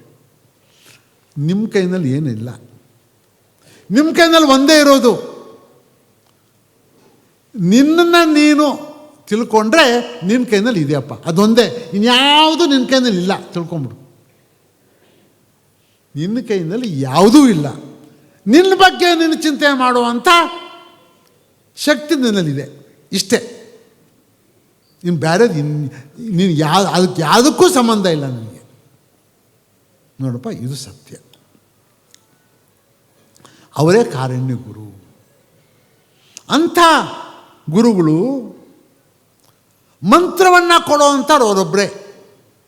ನೋಡಪ್ಪ, ಕಲಿಯುಗದಲ್ಲಿ ಯಾರಾದರೂ ಮಂತ್ರವನ್ನು ಕೊಟ್ಟಿದ್ದಾರಪ್ಪ? ಮಂತ್ರ ಅಂದರೆ ಮೋಕ್ಷಕ್ಕೆ ಎಲ್ಲ 24 ಅವಿದ್ಯೆಗಳನ್ನು ತೆಗೆದುಹಾಕಿ ನಾಶವನ್ನು ಮಾಡಿ ನಿನ್ನ ಕರ್ಕೊಂಡು ಹೋಗಿ ಏಕಾಗ್ರತೆಯಿಂದ ನಿನ್ನನ್ನು ತೆಗೆದುಕೊಂಡು ಹೋಗಿ ಮೋಕ್ಷಕ್ಕೆ ದಾರಿಯನ್ನು ತೋರಿಸ್ಕೊಡುವಂಥದ್ದೇ ಮಂತ್ರ. ಆ ಮಂತ್ರ ಶಕ್ತಿಯನ್ನು ಕೊಟ್ಟೋರು ಯಾರು? ಮಂತ್ರ ಕೊಟ್ಟೋರು ಯಾರಪ್ಪ ಕಲಿಯುಗದಲ್ಲಿ? ಯಾರೂ ಇಲ್ಲ, ತಾತಯ್ಯನವರು ಒಬ್ಬರೇ. ಅದಕ್ಕೋಸ್ಕರ ಅವರು ಮಂತ್ರದಿಷ್ಟಾರರು. ಕೊಡೋರು ಯಾರು? ಪರಮಾತ್ಮ. ವ್ಯಾಸರು ಕೃಷ್ಣ ಮಂತ್ರ ಕೊಟ್ಟರು, ಅವರು ಪರಮಾತ್ಮನೇ, ಪರಮಾತ್ಮ ಸ್ವರೂಪ. ಯಾರ್ಯಾರು ಮಾತಾಡ್ತಾ ಇದ್ದಿದ್ದು? ನಾರದ ಮನುಷ್ಯಗಳು, ವ್ಯಾಸರು. ನಾರದ ಮನುಷ್ಯರು ಯಾರು? ಪರಮಾತ್ಮ. ಇವೆಲ್ಲ ನೀವು ಮೇಲ್ಗಡೆ ನೋಡಿದಾಗ ಭಾರಿ ಕಮ್ಮಿ. ಅಲ್ಲಿ ಏನು ಎಂಥವ್ರು ಇದ್ದಾರೆ ಅಲ್ಲಿ. ಇಲ್ಲೂ ಅಷ್ಟೇ, ಶ್ರೀಕೃಷ್ಣ ಚೈತಾಮೃತದಲ್ಲಿ ನಾರದ ಮನುಷ್ಯಗಳು ಇವರು ಒಂದು ಇಂದ್ರನ ಒಂದು ವ್ಯವಹಾರ. ಇಂದ್ರ ಕೇಳ್ತಾ ಇದ್ದಾನೆ, ನಾರದ ಮನುಷ್ಯರು ಹೇಳ್ತಾ ಇದ್ದಾರೆ. ಇಂದ್ರ ಅಂದರೆ ಯಾರು? ಈ ಜಗತ್ತಿನ ಒಡೆಯ, ಈ ಕಲಿಯುಗದ ಒಡೆಯ ಇವನು. ನಾರದ ಯಾರು? ಪರಮಾತ್ಮ. ಇದೇನು ಬೇರೆ ಅಂತ ತಿಳ್ಕೋಬೇಡಿ. ಮಹಾಭಾರತದಲ್ಲೂ ಇದೇ ಕತೆ, ಇಲ್ಲೂ ಅದೇ ಕತೆ, ಬೇರೆ ಕತೆ ಏನಲ್ಲ. ಈ ಒಂದು ಮಂತ್ರವನ್ನು ಕೊಡೋವಂಥ ಇವಾಗ ನೋಡಪ್ಪ, ಯಾರಾದರೂ ಪಾರಾಗಬೇಕಾದ್ರೆ ಇವಾಗ ಆಗಿಬಿಡಲಿ. ಇವಾಗ ರಾಮ ತಾರಕ ಮಂತ್ರ ಕೊಟ್ಟರು. ರಾಮ ರಾಮ ಮುಕುಂದ ಮಾಧವ, ರಾಮ ಸದ್ಗುರು ಕೇಶವ, ರಾಮ ದಶರಥ ತನಯ ದೇವ, ರಾಮ ಶ್ರೀನಾರಾಯಣ ಕೊಟ್ಟರಪ್ಪ. ಆ ಮಂತ್ರ ಕೊಟ್ಟ ಮೇಲೆ ಇದು ಮಂತ್ರ ಅಂತ ನೋಡು. ಇಷ್ಟು ದಿನ ಆಯಿತು. ಯಾವಾಗ ಇದು ಗೋಚರ ಆಗಿದ್ದು? ಸ್ವಲ್ಪ ಅರ್ಥ ಮಾಡ್ಕೊಳ್ಳಿ. ಎಲ್ಲ ಮಂತ್ರ ಎಲ್ಲವೂ ಕೂಡ ಒಂದು ಗುಟ್ಟನ್ನು ಹೇಳ್ತೀನಿ ನಿಮಗೆ. ಎಲ್ಲಿವರೆಗೂ ನೀನು ಅದರ ಬಗ್ಗೆ ಚಿಂತನೆ ಮಾಡೋದಿಲ್ವೋ, ಅದರ ಬಗ್ಗೆ ಅರಿವು ನಿನಗೆ ಸಿಗೋದಿಲ್ವೋ, ಅದು ಮಂತ್ರ ಆಗೋದಿಲ್ಲ. ಈ ಮಂತ್ರ ಇದು ಅಂತ ನಮಗೆ ಅರಿವು ಬಂದಿದ್ದು 28 ವರ್ಷದ ಹಿಂದೆ ನಾವು ಹಳ್ಳಿಗೆ ಹೋಗಿ ಭಜನೆಯನ್ನು ಮಾಡುವಾಗ ಒಂದು 3-4 ವರ್ಷ, 4-5 ವರ್ಷ ತದನಂತರ ಸ್ವಲ್ಪ ಇದು ನಾವು ಹಾಡುವಂಥ ರೀತಿಯಲ್ಲಿ ನಾವು ಭಕ್ತಿಯಿಂದ ಹೋಗುವಾಗ ಆ ಒಂದು ಈ ರಾಮ ರಾಮ ಮುಕುಂದ ಮಾಧವ, ರಾಮ ಸದ್ಗುರು ಕೇಶವ ಈ ಕೀರ್ತನೆಯನ್ನು ಹೇಳುವಾಗ ಇಡೀ ಒಂದು ಆ ಊರಿನಲ್ಲಿ ಒಂದು ಸ್ಥಿತಿಗೆ ಬಂತು. ಎಲ್ಲರನ್ನಲ್ಲೂ ಒಂದು ಭಕ್ತಿ ಬರುವಂಥ ಒಂದು ನಾವು ದರ್ಶನವನ್ನು ನೋಡಿದು. ಇದು ಯಾವಾಗ ಅರಿವಾಯಿತು? 5-6 ವರ್ಷ ಆಯಿತು. ಅದು ಏನಪ್ಪ ಇದು, ಏನಪ್ಪ ಇದನ್ನು ಅರಿವು ಮಾಡಬೇಕಾದ್ರೆ ಇನ್ನೊಂದು 4-5 ವರ್ಷ ಆಯಿತು. ಅಯ್ಯೋ ಏನೋ ಇದೆ, ಏನೋ ಇದೆ, ಏನೋ ಇದೆ ಅಂತ ಇದರ ಬಗ್ಗೆ ನಾವು ಚಿಂತನೆ ಮಾಡ್ತಾ ಶುರು ಮಾಡಿದು. ಏನಪ್ಪ ಇದು, ಯಾಕೆ ಇದು? ಈ ಕೀರ್ತನೆ ಎಲ್ಲ ಏನೋ ಒಂದು ನಗರ ಸಂಕೀರ್ತನೆಯಲ್ಲಿ ಹೋಗುವಾಗ ಎಲ್ಲರಲ್ಲೂ ಒಂದು ಭಕ್ತಿ ಬರ್ತಾ ಇದೆಯಲ್ಲ, ಒಂದು ಅವರಲ್ಲಿ ಒಂದು ಅರಿವಾಗ್ತಾ ಇದೆಯಲ್ಲ, ಒಂದು ಶಕ್ತಿ ಥರ ಬರ್ತಾ ಇದೆಯಲ್ಲ, ಏನಿದು ಅಂತ ನಾವು ನೋಡಿದಾಗ ಅಪ್ಪ ಏನೋ ಇದೆ. ಆವಾಗ 10 ವರ್ಷದ ಹಿಂದೆ ಇದೇ ಭೀಮಲಿಂಗೇಶ್ವರ ದೇವಸ್ಥಾನದಲ್ಲಿ ಇದೇ ರಾಮ ರಾಮ ಮುಕುಂದ ಮಾಧವ, ರಾಮ ಸದ್ಗುರು ಕೇಶವ 7 ದಿನ ಜಪವನ್ನು 24 ಗಂಟೆ ಕಾಲ ಮಾಡಿದಾಗ ಇನ್ನೂ ಒಂದು 5-6 ವರ್ಷ ಆಮೇಲೆ ನಮಗೆ ಅರಿವಾಯಿತು. ಅಲ್ಲಿ ಇದು ಮಂತ್ರ ಅಂತ ನಮಗೆ ಅರಿವಾಯಿತು. ನೋಡಪ್ಪ, ಅಷ್ಟು ಸುಲಭ ಅಂತ ತಿಳ್ಕೊಬೇಡಿ. ನಮಗೂ 24 ವರ್ಷಗಳಾಗಿದೆ ಇದು ಅರಿವು ಆಗಬೇಕಾಗಿದ್ದರೆ. ಅದರಲ್ಲೇ ಇದ್ದು ಅವಪ್ಪ ಇದೇ ಅದನ್ನು ಚಿಂತನೆ ಮಾಡ್ತಾ ಆವಾಗ ಇದು ಅರಿವಾಗ್ತದೆ. ಅಷ್ಟು ಸುಲಭವಾಗಿ ಆಗೋದಿಲ್ಲ. ಅವರು ಮಂತ್ರದಿಷ್ಟಾರರು ಪರಮಾತ್ಮ. ಇಂಥವರು ನಾರಾಯಣ ಮಂತ್ರವನ್ನು ಕೊಟ್ಟಿದ್ದಾರೆ. ಇವತ್ತು ನಾನು ಈಗಿನ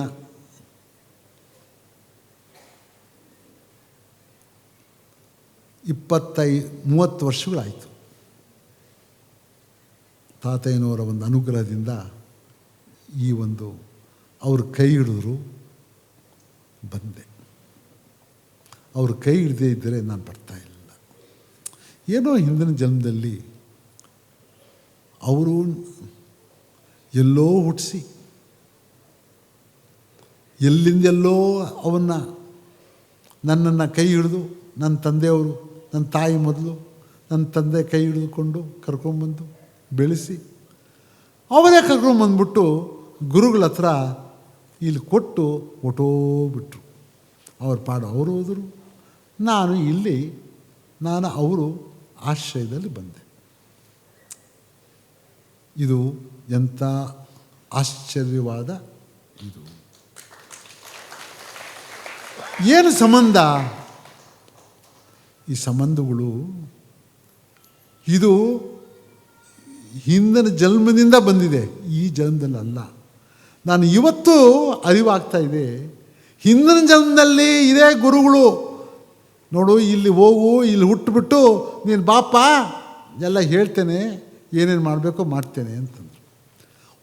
ಒಬ್ಬೊಬ್ಬರಿಗೆ ಒಂದೊಂದು ನಿಮ್ಮನ್ನು ಎಲ್ಲೆಲ್ಲೋ ಎಷ್ಟೋ ಜನ, ಸಾವಿರಾರು ಜನ ಅವರು ಕರ್ಕೊಂಡು ಹೋಗ್ತಾರೆ. ಒಂದು 7 ಜನ್ಮನೋ 8 ಜನ್ಮನೋ 10 ಜನ್ಮನೋ ಒಂದೊಂದು ಸಾಧನೆಯನ್ನು ಮಾಡಿ ಮಾಡಿ ಮಾಡಿ ಮಾಡಿ ಮಾಡಿ ಮಾಡಿ ಕರ್ಕೊಂಡು ಹೋಗ್ಬೇಕಾದ್ರೆ, ಒಂದು ಮುಕ್ತಿಯನ್ನು ಪಡಬೇಕಾದ್ರೆ 12 ಜನ್ಮ ಆಗ್ಬೋದು, 15 ಜನ್ಮ ಆಗ್ಬೋದು. ಆ ರೀತಿ ಹೋಗ್ತದೆ. ನಿಮಗೂ ಎಷ್ಟು ಆಗಿದೆ ನಿಮ್ಗೆ ಗೊತ್ತಿಲ್ಲ ಅಷ್ಟೇ ಅರಿವು. ನೀವೂ ಇದು ಇಲ್ಲಿ ಯಾಕೆ ಬಂದ್ರಿ, ಯಾವಾಗೋ ಒಂದು ಇದರಲ್ಲಿ ನಿಮಗೆ ಅರಿವಾಗ್ತದೆ. ಏನೋ ಹೌದಪ್ಪ ನಮ್ಮ ಗುರುಗಳವರು ಅಂತ ನೀವು ಬಂದಾಗ ಬರೋ ಒಂದು ಜನ್ಮದಲ್ಲಿ ಇನ್ನೂ ಒಂದು ಸಾಧನೆಯನ್ನು ಮಾಡುವಂಥ ಒಂದು ದಾರಿಯನ್ನು ತೋರಿಸ್ಕೊಡ್ತಾರೆ ನಿಮಗೆ. ಈ ಜನ್ಮದಲ್ಲಿ ನನಗೆ ಕರ್ಕೊಂಡ್ಬಂದು ಅವರು ನನ್ನ ಬಿಟ್ಟು ಅಪ್ಪ ಓಡಾಡು ಅಂತ, ಹೋಗು ಹಳ್ಳಿಯಲ್ಲಿ ಹೋಗು. ನನಗೇನು ಗೊತ್ತು ಸ್ವಾಮಿ, ಅವರು ಹೇಳಿದ್ರು, ಅರಿವು ಮಾಡಿಕೊಟ್ರು, ನಾವು ಹೋದು ಅಷ್ಟೇ. ಅದೇನು ನಮಗೇನು ಗೊತ್ತಿಲ್ಲ. ಆಯಿತು. ಒಂದು ವಿಚಾರನ ಹೇಳ್ತೇನೆ, ಅಂದರೆ ಇಲ್ಲಿ ಬಂದಾಗ ಪ್ರಾರಂಭ ಆಯಿತು ಅಂತ ತಿಳ್ಕೊಬೇಡಿ. ಇದು ಪ್ರಾರಂಭ ಆಗಿದ್ದು ಮುಂಚೆನೇ. ಇದ್ರ ಬಗ್ಗೆ 77ನೇ ವಿಷಯದಲ್ಲಿ ನಾನು ಹೇಳ್ತೀನಿ ಕೇಳಿ ಸ್ವಲ್ಪ. ನಾನು 72ರಲ್ಲಿ ಏನೋ ರಾಜಕೀಯಕ್ಕೆ ಹೋಗಬೇಕು ಅಂತ ನಾನು ಆಸೆ ಇತ್ತು. ಕರ್ಕೊಂಡು ಬಿಟ್ಬಿಟ್ರು. ಆಯ್ತಪ್ಪ ಅಂದರೆ ಆವಾಗ ಏನಿತ್ತು ನನಗೆ, ನಾನು ರಾಜಕೀಯದಲ್ಲಿ ಇರಬೇಕು, ನಾನು ಏನು ಇದೆಲ್ಲ ಸಾಧನೆ ಮಾಡಬೇಕು, ಅದು ಮಾಡಬೇಕು, ಇದು ಮಾಡಬೇಕು ಅಂತಿದ್ದೆ. ಅದು ಬರಹ ಇರಲಿಲ್ಲ, ಅಲ್ಲಿ ಇತ್ತ. ಆಯ್ತು ಹೋಗಿ ನೋಡು, ಕೆಟ್ಟದ್ದೆಲ್ಲ ನೋಡು, ಸಾಕು, ನಡಿ ಮನೆಗೆ ಅಂತಂದರು. ನಡಿ, ನಿನ್ನ ಕರ್ಮ ಇರೋದು ಅಲ್ಲಿ, ನಡಿ, ಇಲ್ಲೇನು ಮಾಡ್ತೀಯ, ನಡಿ ಇಲ್ಲಿ ಅಂತಂದರು. ನೋಡಪ್ಪ, ನನ್ನ ಮನಸ್ಸು ಎಲ್ಲೋ ಇದ್ದರೂ ಕೂಡ ಬಿಡ್ತಾ ಅದು ಕರ್ಮ. ಅರ್ಥವನ್ನು ಮಾಡ್ಕೊಳ್ಳಿ. ಬಿಡ್ತೇನಪ್ಪ. ಇವಾಗೂ ಎಷ್ಟೋ ಜನ ಇರ್ತಾರೆ, ಬಾಪ ಅಂತಾರೆ. ಅಯ್ಯೋ ರಾಮ, ಸಾಕಾಯಿದೆಯಪ್ಪ, ನೀನು ಯಾಕಪ್ಪ ಇದು ಗಾಚಾರ ನನಗೆ. ಈ ಆಸೆಗಳಿಗೆ ತಿರ್ಗಾ ಅಲ್ಲಿ ಹೋಗ್ಬಿಟ್ಟು ನಾಶ ಆಗಬೇಕಾ? ನಾನು ಏನೋ ಆಚೆ ಬಂದಿದ್ದೇನೆ, ಸಾಕಪ್ಪ, ಸಾಕು, ಇನ್ನು ಅದ್ರ ಬಗ್ಗೆ ಚಿಂತನೆ ಬೇಡ. ಒಂದು ದಿನ ಯಾಕಿದು ಹೇಳಿದೆ ಅಂತಂದರೆ, ವಿಜಯಪುರ ನಮ್ಮ ಕ್ಷೇತ್ರ, ದೇವನಹಳ್ಳಿ ಕ್ಷೇತ್ರ. ನಾನು ಗೆದ್ದಿದ್ದೇನೆ. ಆವತ್ತು ನಮ್ಮವರೆಲ್ಲ ಬಂದರು, ಸ್ವಾಮಿ ಕೈವಾರಕ್ಕೆ ಹೋಗಿ ನಾವೆಲ್ಲ ಅವ್ರು ಬೇಡ್ಕೊಂಡಿದ್ದೇವೆ, ಅವರ ಒಂದು ಸಂಕಲ್ಪವನ್ನು ನಾವು ಮಾಡ್ಕೊಂಡು ಬಂದಿದ್ದೇವೆ, ನೀವು ಬರಬೇಕು ಸ್ವಾಮಿ, ಬಂದು ಕೈವಾರದಲ್ಲಿ ನೀವು ಪೂಜೆ ಮಾಡಿ ಬರಬೇಕು. ನಾನು ಅಜ್ಞಾನಿ, ನಾನಂದೆ, ಅಪ್ಪ ಆವಾಗ ಏನೋ ಇದು ಸಮ್ಮರ್ ಟೈಮು, ಮಾರ್ಚ್ ಏಪ್ರಿಲ್ನಲ್ಲಿ ಆವಾಗ ತಾನೇ ಗೆದ್ದಿದ್ದೇನೆ, ಬೇಕಾದಷ್ಟು ಬಿಸಿಲಿತ್ತು. ಎಲ್ಲೋ ಆ ಕೈವಾರ ಅಂದರೆ ಎಲ್ಲೋ ಆಂಧ್ರದಲ್ಲಿ. ಅಪ್ಪ ನಾನು ಎಲ್ಲಿ ಆಂಧ್ರ ಕಡೆ ಹೋಗಿದ್ದು ಅದೆಲ್ಲ ನೋಡೋದು, ಅಪ್ಪ ನಾನು ಬರೋಕ್ಕಾಗೋದಿಲ್ಲ, ನೀವೇ ಓಟ್ ಬಂದುಬಿಟ್ಟು ನೀವೇ ನನ್ನ ಪೂಜೆ ನೀವೇ ಮಾಡಿಬಿಡಿ ಅಂತಂದು. ಕೈವಾರ ಇಲ್ಲಿದೆ ಅಂತ ನನಗೆ ಗೊತ್ತಿಲ್ಲ. ಯಾವಾಗಲೂ ಬರ್ತಾಯಿದ್ದೆ ವಿಜಯಪುರಕ್ಕೆ. ವಿಜಯಪುರದಿಂದ ಆಚೆ ಹೋದರೆ ಕೈವಾರ ಬೆಟ್ಟ ಕಾಣ್ಬೋದು. ಒಂದು ದಿನ ನಾನು ಕಾಣಲಿಲ್ಲ. 5.5 ವರ್ಷ ಇದ್ದೆ. ನನಗೆ ಕೈವಾರ ಇದು ಪಕ್ಕದಲ್ಲಿದೆ ಅಂತ ನನಗೆ ಗೊತ್ತಿಲ್ಲ. ಇದು ಮಾಯೆ ಅಲ್ವೋ ಹೇಳಿ? ಕೈವಾರ ಇಲ್ಲಿದೆ ಅಂತ ನನಗೆ ಗೊತ್ತಿಲ್ಲ. ಯಾರು ಇದ್ರ ಬಗ್ಗೆ ನನಗೆ ಹೇಳಿದವರು ಇಲ್ಲ. ಇದು ಮಾಯೆಯಲ್ಲೇನಪ್ಪ? ಇದು ಮಾಯೆ ನಾನು ಸಿಕ್ಕಾಕೊಂಡಿದ್ದೀನಿ ತಾನೆ. ಬಿಟ್ಟ ಮೇಲೆ ತಂದೆಯವರು ಇಲ್ಲಿಗೆ ಬಂದರು. ಅವ್ರ ಜೊತೆಗೆ ಬಂದೆ. ಎಲ್ಲಿದೆ ಕೈವಾರ ಅಂತ ಸರಿ ಬಂದೆ. ಓಹೋ ನೋಡಿದೆ. ಅವನು ಆಯಿತು. ತದನಂತರ ಒಂದು 85-86ರಲ್ಲಿ ಕೈಪು ಶಾಸ್ತ್ರಿಗಳು ಒಂದು ಪುಸ್ತಕನ ನಾನೇನು ಮಾಡಿದ್ದೆ, ಇದು ನೋಡಿದೆ, ಇದು ಭಾರಿ ಗ್ರಂಥಗಳಿತ್ತು, ಇದನ್ನು ಒಳ್ಳೆಯ ಒಬ್ಬ ಜ್ಞಾನಿ ಬೇಕು ಅಂತಂದ್ಬಿಟ್ಟು ಯಾರಿದ್ದಾರೆ ತೆಲುಗಿನಲ್ಲಿ ಪ್ರೊಫೆಸರ್ ಯಾರಿದ್ದಾರೆ ಅಂತ ಹುಡ್ಕೊಂಡು ಹೋದೆ. ಹುಡ್ಕೊಂಡು ಹೋಗಿ ಒಬ್ಬರು ಇದ್ದರು, ಬೆಂಗಳೂರು ಯೂನಿವರ್ಸಿಟಿನಲ್ಲಿ ಪ್ರೊಫೆಸರ್ ಆಗಿದ್ದರು. ತಾಳೆಗರಿ ಎಲ್ಲ ಅವ್ರಿಗೆ ಭಾರಿ ಚೆನ್ನಾಗಿ ಅರಿವಾಯಿತು. ಅವ್ರ ಹತ್ರ ಮನೆಗೆ ಹೋಗಿ ಅವ್ನು ಕರ್ಕೊಂಬಂದೆ. ಸ್ವಾಮಿ ನೀವು ಬನ್ನಿ, ನಾನು ಇದನ್ನೆಲ್ಲ ತೆಗೆದುಕೊಂಡು ನಿಮ್ಮ ಮನೆಗೆ ಕೊಡೋಕ್ಕಾಗೋದಿಲ್ಲ, ನೀವು ನಮ್ಮ ಮನೆಯಲ್ಲೇ ನೀವು ಮಾಡಬೇಕಿದೆಲ್ಲ ಬರೀಬೇಕು, ಏನಿದೆ ಅಂತ ಎಲ್ಲ ಬರೆದುಬಿಡಿ ನೀವು ಅಂತ ನಾನು ಅವ್ರನ್ನ ಕೇಳಿದೆ. ಅವ್ರು ಬಂದರು, ಅವರು ಮಾಡ್ತಾಯಿದ್ರು. ಅಷ್ಟೊತ್ತಿಗೆ ಕೈಪು ಅವರು ತಂದೆಯವ್ರನ್ನ ಅವ್ರ ತಂದೆ ಶ್ರೀ ಕೃಷ್ಣ ಶಾಸ್ತ್ರಿಗಳು ಅವರು ನಮ್ಮ ತಂದೆಯವರು ಎಲ್ಲ ಏನೋ ಆಗಿನ ಕಾಲದಲ್ಲಿ ಎಲ್ಲ ಈ ಭಾಗದಲ್ಲಿ ಮಹಾಜ್ಞಾನಿಗಳಂದರೆ ಶ್ರೀ ಕೃಷ್ಣ ಶಾಸ್ತ್ರಿಗಳು. ಅವರು ತಂದೆಯವ್ರ ಹತ್ರ ಭಾರಿ ಚೆನ್ನಾಗಿದ್ದರು. ಅವ್ರು ಹೇಳಿದಪ್ಪ ನನ್ನ ಮಗನೇ ಇದೆಲ್ಲ ಭಾರಿ ಅರಿವು ಮಾಡ್ಕೊಂಡಿದ್ದಾನೆ, ಮಹಾಜ್ಞಾನಿ ಅವನು, ಸಾಮಾನ್ಯದವನಲ್ಲ, ಅವನ ಕೈಯಿಂದ ಮಾಡಿಸಿ, ಅರೆ ಹಂಗಾದ ಕರ್ಕೊಂಡ್ಬನ್ನಿ, ಅವ್ರ ಕೈಯಿಂದ ಕೊಟ್ಬಿಡೋಣ ಅಂತ. ಇದನ್ನು ಅವೆಲ್ಲವೂ ನೋಡಪ್ಪ ಇದು ತೆಗೆದುಕೊಂಡು ಹೋಗ್ಬಿಟ್ಟು ಕೊಟ್ಬಿಡು ಅವರಿಗೆ ಅಂತಂದರು. ನಾನು ಅಷ್ಟೊತ್ತಿಗೆ ಕೆಲವು ಮಾಡಿಸಿದ್ದೆ. ತಂದೆಯವ್ರ ಆಜ್ಞೆ ಮುಗಿದೋಯ್ತು, ನಾನೇನು ಮಾಡಲಿ, ತೊಗೊಂಬಂದೆ ಕೊಟ್ಬಿಟ್ಟೆ. ಅವ್ರು ಹೇಳಿದ ಮೇಲೆ ಮುಗಿದೋಯ್ತು. ಇನ್ನು ನಾನು ಒಂದು ಹೆಜ್ಜೆ ಆ ಕಡೆ ಈ ಕಡೆ ಹಾಕೋನು ಅಲ್ಲ, ಮುಗಿದೋಯ್ತು, ಕ್ಲೋಸ್. ನನ್ನ ಕರ್ತವ್ಯ ಆಗೋಯ್ತಪ್ಪ, ತೊಗೊಂಬಂತ ಕೊಟ್ಬಿಟ್ಟೆ.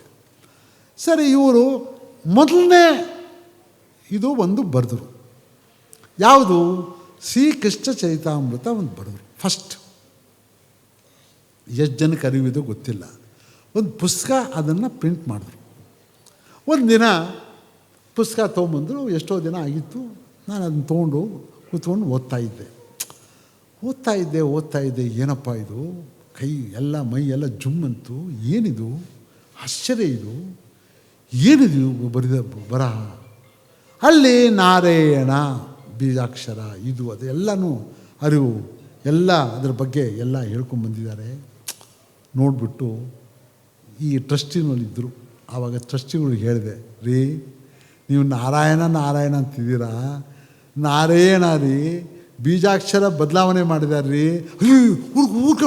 ಊರ್ಕೊಂಡು ಇದಂತ ಹೇಳಬೇಡ, ಇದೆಲ್ಲ ಹೇಳಬೇಡ, ಯಾರು ಒಪ್ತಾರೆ ಇಲ್ಲಿ ಜನ, ಸುಮ್ಮನೆ ಇದೆ, ಏನೋ ಅವ್ರು ಬರೆದಿದ್ದಾರೆ, ಬಿಟ್ಬಿಡು. ಇದು ಯಾವ್ರಿ, ಏನು ರೀ ಮಾತಾಡ್ತಾರೋದು ನೀವು, ಏನು ನಿಮಗೆ ಅರಿವಿದೆ ಏನು ರೀ ನಿಮಗೆ, ಎಂತಾದ್ರಿ ನೀವು ಮಾಡ್ತಾ ಇರೋದು ಅಂತಂದರೆ, ಅಯ್ಯೋ ಅಪ್ಪ ಊರ್ಕೊಂಡು. ಸರಿ, ನಾನು ಸುಮ್ಮನೆ ಆಗ್ಬಿಟ್ಟೆ. ಇದು ಸಮಯ ಅಲ್ಲ, ಬಿಟ್ಬಿಡೋಣ, ಇದು ಸಾಮಾನ್ಯವಾದಂಥ ಸ್ಥಳ ಅಲ್ಲ, ಇದು ಅವತ್ತೇ ಅರಿವಾಗೋಯ್ತು. ಕಾಯ್ಕೊಂಡಿದ್ದೆ. ಕರ್ಕೊಂಬಂದರು, ತಂದೆಯವ್ರು ಬಿಟ್ಟರು. ಆವತ್ತು ಕೇಳಿಕೊಂಡೆ, ಇಷ್ಟೇ ನಾನು ಕೇಳ್ಕೊಂಡಿದ್ದು, ಸ್ವಾಮಿ ಇಲ್ಲಿವರೆಗೂ ತಂದೆಯವರು ಕೈ ಹಿಡಿದಿದ್ದರು, ಅವರು ತಮ್ಮ ಹತ್ರ ಬಿಟ್ಟು ಅವ್ರು ಹೊಟ್ಟೋದ್ರು, ಇನ್ನು ಕೈ ಹಿಡಿಯೋರು ಯಾರು? ನಾನು ಒಬ್ಬಂಟಿಗೆ ಇರೋದಕ್ಕೆ ಸಾಧ್ಯವಿಲ್ಲ, ನನಗೇನೂ ಶಕ್ತಿ ಇಲ್ಲ, ನೀವೇ ನನ್ನ ಶಕ್ತಿ. ಆಯ್ತಪ್ಪ ನಡಿ, ಪ್ರಾರಂಭ ಆಯಿತು. ಇದು ಯಾಕೆ ಹೇಳಿದೆ ಅಂತಂದರೆ, ಎಲ್ಲ ಯಾವುದೂ ಗುಪ್ತವಾಗಿದ್ದದ್ದನ್ನು ಎಲ್ಲವೂ ಗುಪ್ತ ಆಗಿತ್ತು. ನಾರಾಯಣ ಮಂತ್ರನೇ ಗುಪ್ತವಾಗಿತ್ತು. ಅಲ್ಲಿವರೆಗೂ ಯಾರೂ ಅದರ ಬಗ್ಗೆ ಹೇಳೋರಿಲ್ಲ. ಇದು 28 ವರ್ಷದ ಹಿಂದೆ ಅಪ್ಪ ಗುರು ಪೂಜೆ ಪ್ರಾರಂಭ ಮಾಡಿದು. ಆವತ್ತು ಗೋಚರ ಆಯಿತು, ಅಪ್ಪ ನಾರಾಯಣ ಇದು ಜಪಯಜ್ಞ ಮಾಡುವಂಥ ಪ್ರಾರಂಭ ಮಾಡಿದು. ಜಪಯಜ್ಞ ಪ್ರಾರಂಭ ಮಾಡಿದ್ದು 28 ವರ್ಷದ ಹಿಂದೆ. ಜಪಯಜ್ಞ ನಾರಾಯಣ, ಇದು ನಾರಾಯಣ, ನಾರಾಯಣ ಅಲ್ಲ ನಾರಾಯಣ. ಯಾರು ನಂಬ್ತಾರೋ ಯಾರು ಇಲ್ವೋ, ನಾವು ಇದನ್ನು ನಂಬಿ ನಾವು ಹೋದು. ಇದನ್ನೇ ನಾವು ನಂಬಿದ್ದು. ಇವತ್ತಿನವರೆಗೂ ಯಾವ ಬದಲಾವಣೆಯೂ ಇಲ್ಲ ನಮ್ಮಲ್ಲಿ. ನಾರಾಯಣ ನಾರಾಯಣ ನಾರಾಯಣ ನಾರಾಯಣ ನಾರಾಯಣ. ಅವ್ರು ಆವತ್ತು ನಂಬಿರ್ತಕ್ಕಂಥವರು ಒಂದೊಂದೇ ನಂಬಿದ ಮೇಲೆ ನಮ್ಮನ್ನು ಇದೆಲ್ಲ ಕರ್ಕೊಂಡು ಹೋದರು. ಆಮೇಲೆ ಕೈಪೋರು ನಮಗೆ ಸಂಬಂಧ ಶುರುವಾಯಿತು. ಆಮೇಲೆ ಅವ್ರ ಹತ್ರ ಕುಳಿತುಕೊಂಡೆ. ಸ್ವಾಮಿ ನಿಮಗೆ ದೇವರು ಅಷ್ಟೊತ್ತಿಗೆ ಅರಿವಾಗಿತ್ತು. ಅವ್ರಿಗೆ ಹೇಳಿದೆ, ಸ್ವಾಮಿ ಅವರಿಗೆಲ್ಲ ತಿಳ್ಕೊಂಡೆ. ಸ್ವಾಮಿ ನಿಮಗೆ ದೇವರು ಒಂದು ಅವಕಾಶ ಕೊಟ್ಟಿದ್ದಾನೆ. ಯಾಕಂದರೆ ಶ್ರೀಕೃಷ್ಣ ಚೈತಾಮೃತದಲ್ಲಿ ಒಂದು ಇದನ್ನು ಹೇಳ್ತಾರೆ. ಅವರು ಈ ಒಂದು ಸಂಸಾರದಲ್ಲಿರ್ತಕ್ಕಂಥ ಯಾವ ರೀತಿ ಇದೆಯಪ್ಪ ಅದ್ರ ಬಗ್ಗೆ ಇಂಥ ಭಟ್ರು ಅಂಥ ಭಟ್ರು ಕೈಪು ಭಟ್ರು ಅಂತ ಅಲ್ಲಿ ಹೇಳ್ಕೊಂಡು ಬಂದಿದ್ದಾರೆ. ಅಂದರೆ ಸಂಸಾರದಲ್ಲಿರುವಂಥವ್ರು ಕೈಪು ಭಟ್ರು, ಇಂಥ ಭಟ್ರು ಅಂಥ ಭಟ್ರು ಇವರೆಲ್ಲ ಇದು ಈ ಕೃಷ್ಣ ಬಂದಾಗ ಅವರು ಏನೋ ಅವನಿಗೆ ಕೋಪ ಬಂದು ತುಯ್ಯೋಕೆ ಹೋಗ್ತಾನೆ. ಅದು ಒಂದು ಲೌಕಿಕವಾದಂಥ ಒಂದು ಇದು.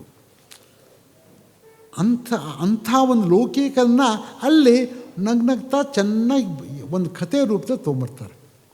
ಕೈಪು ಇವರ ಒಂದು ಮನೆತನವನ್ನು ಅಲ್ಲಿ ಸೇರಿಸ್ಕೊಂಡು ತೊಗೊಂಬಂದಿದ್ದಾರೆ. ಅಂದರೆ ಏನು ನನಗೇನು ಅರಿವಾಯಿತು ಅಂದರೆ, ಅಪ್ಪ ಈ ಮನೆತನ ಇದೆ, ಆದರೆ ಒಬ್ಬನಿಗೆ ಮಾತ್ರ ಸಿಗ್ತದೆ ಇದು. ಯಾರು ನನ್ನ ಸೇವೆ ಮಾಡ್ತಾರೋ ಅವ್ನು ಕೊಡ್ತೀನಿ ನಾನು ಅಂತಂದರು. ಯಾರು ಸೇವೆ ಮಾಡಿದ್ದು? ಅವ್ರ ತಂದೆ ಶ್ರೀಕೃಷ್ಣ ಏನು ಯಾರು ಕೈಪೋರ್ ತಂದರೆ ಕೃಷ್ಣಶಾಸ್ತ್ರಿಗಳು, ಅವ್ರ ತಂದೆ ಅವರೆಲ್ಲ ಜ್ಞಾನಿಗಳು. ಅವರು ಸಿಕ್ತದೋ?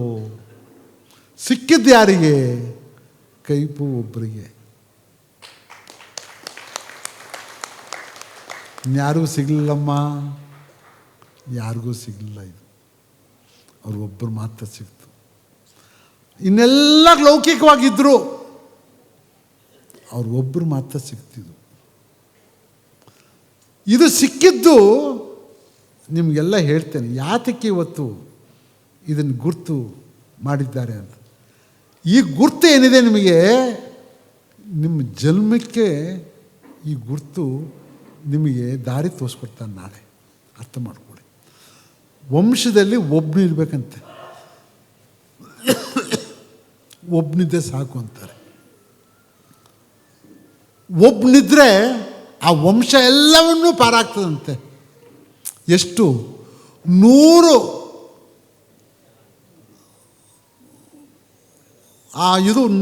ಏನು ಜನ್ಮದ ಎಲ್ಲರಿಗೂ ಮೋಕ್ಷ ಸಿಗ್ತದಂತೆ. 1, 2, 3 ಅಲ್ಲ, 100. ಆ ವಂಶದಲ್ಲಿ 100 ಜನ ಇರ್ತಕ್ಕಂಥ 100 ವಂಶಸ್ಥರು ಯಾರಿದ್ದಾರೆ ಅವ್ರಿಗೆಲ್ಲರಿಗೂ ಮೋಕ್ಷ ಸಿಗ್ತದಂತೆ ಒಬ್ಬನಿಂದ.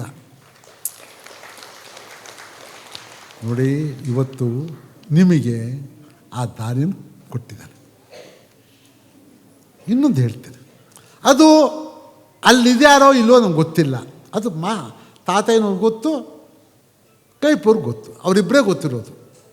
ಒಂದು ಮಾತ್ರ ನನ್ನ ಸತ್ಯ, ಇದಾದ ಮೇಲೆ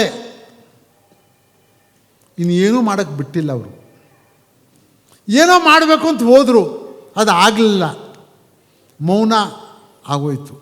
ಅಂದರೆ ಇನ್ಯಾವುದೂ ಹೋಗಬಾರ್ದು, ಕೆಡಬಾರ್ದು ಮನಸ್ಸು. ಅರ್ಥವನ್ನು ಮಾಡ್ಕೊಳ್ಳಿ. ನಾನು ಏನಾದರೂ ಸುಳ್ಳು ಹೇಳಿದೆ ನೀವು ಹೇಳಿ. ಯಾವ ಬೇರೆ ಚಿಂತನೆ ಬರಲಿಲ್ಲ ಅವರಿಗೆ. ಈ ಚಿಂತನೆಯಲ್ಲೇ ಇದ್ದರು. ಆ ಚಿಂತನೆಯಲ್ಲೇ ಮರುವಾಯಿತು, ದೇವರಿನಲ್ಲಿ ಹೋಗ್ಬಿಟ್ಟು. ಹೌದೇನಪ್ಪ? ಇದು ಸತ್ಯಾಂಶ. ಸತ್ಯಾಂಶ ಹೇಳ್ತಾ ಇದ್ದೇನೆ ನಿಮಗೆ.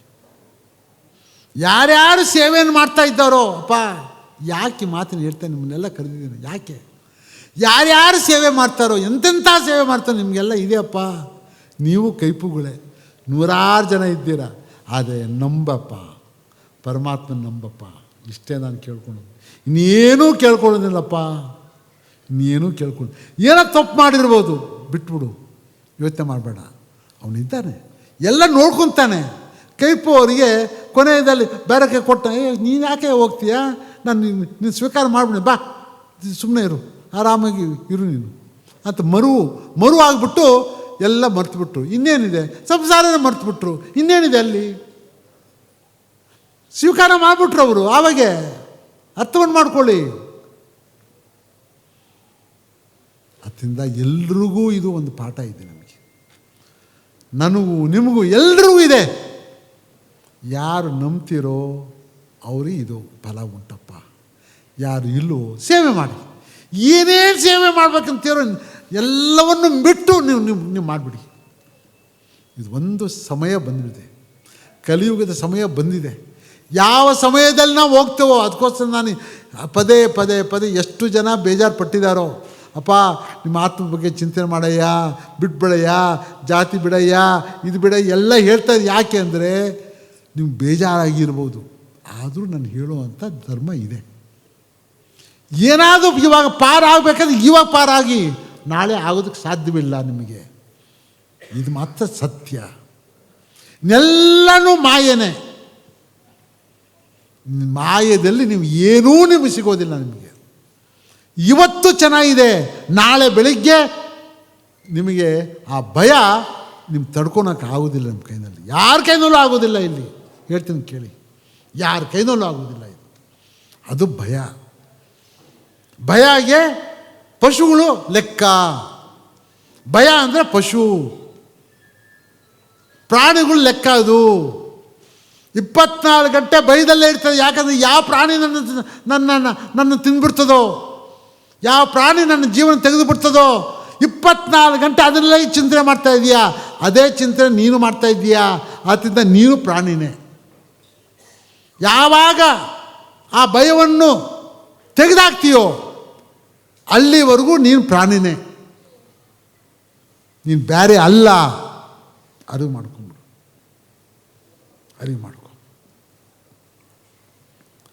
ಅಂದಾಗಿ ಇವತ್ತು ನಾನೇನ ಪ್ರಶಸ್ತಿ, ನನಗೆ ಏನು ಇವರು ಎಷ್ಟು ಚೆನ್ನಾಗಿ ಅದ್ರ ಬಗ್ಗೆ ಹೇಳಿದ್ರು ಅಂತಂದರೆ, ಮೊದಲನೇ ಬಂದಿದ್ದೆ ಶ್ರೀಕೃಷ್ಣ ಚೈತಾಮೃತ ನೋಡಿದೆ. ಅದು ಹಳದಿ ಒಂದು ಇದರಲ್ಲಿ ಇತ್ತು, ಅದು ಇನ್ನೂ ಇಟ್ಟಿದ್ದೇನೆ. 40 ವರ್ಷದ ಹಿಂದೆ ಅದು ಇತ್ತು. ಅದು ನೋಡಿ ಅದನ್ನು ಇವತ್ತು ಅರಿವಾಯಿತಪ್ಪ. ಈ ಗೋಚರ ನಾನು ಮಾಡಿಕೊಟ್ನಲ್ಲ, ಆ ಗೋಚರ ಮಾಡಿಕೊಟ್ಟಿದ್ದು ಯಾರು? ಕೈಪೂರು. ಅವ್ರಿಗೆ ಸೇರಬೇಕಾಗಿರೋದು, ಇನ್ಯಾರಿಗೂ ಸೇರಬೇಕಾಗಿಲ್ಲ. ಮೊದಲು ಅವರಿಗೆ 25 ವರ್ಷ ಕಾಲ ಇದೇ ಊರಿನವರು ಅರ್ಥವನ್ನು ಮಾಡ್ಕೊಳ್ಳಿ.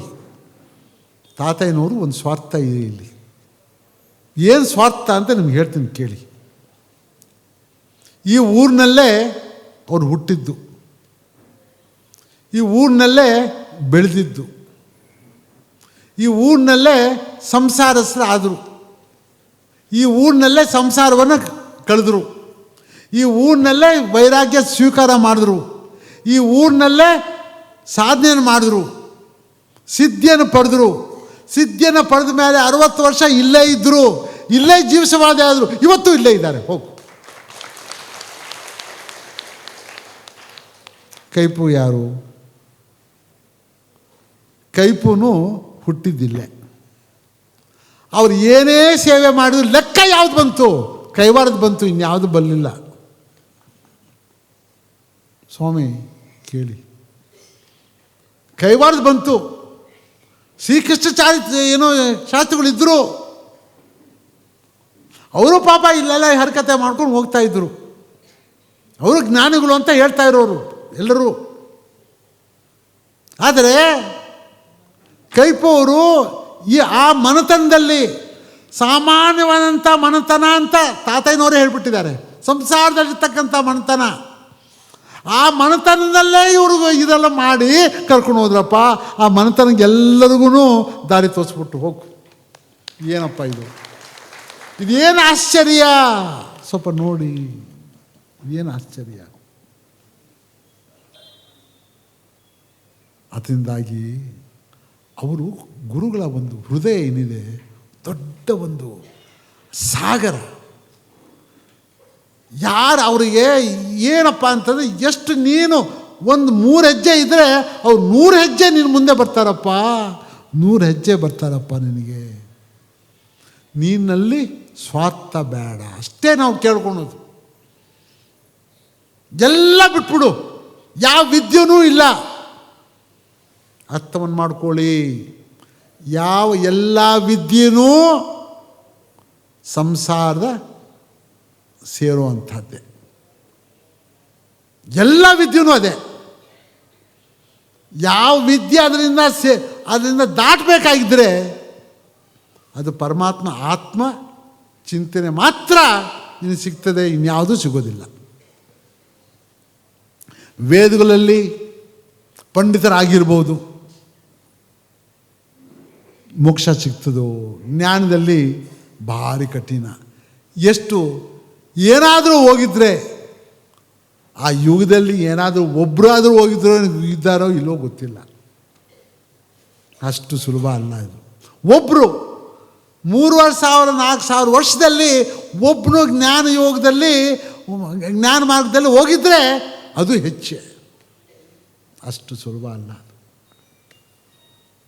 ಮತ್ತು ಇನ್ಯಾವ ವಿದ್ಯೆ ನಿನಗೆ ಬೇಕು? ನಿನಗೆ ಯಾವ ವಿದ್ಯೆಯೂ ಇಲ್ಲ. ಪರಮಾತ್ಮನ ವಿದ್ಯೆ, ಆತ್ಮದ ವಿದ್ಯೆ. ನಿನ್ನ ಜೀವ, ಪರಮಾತ್ಮ, ನೀವಿಬ್ಬರೇ.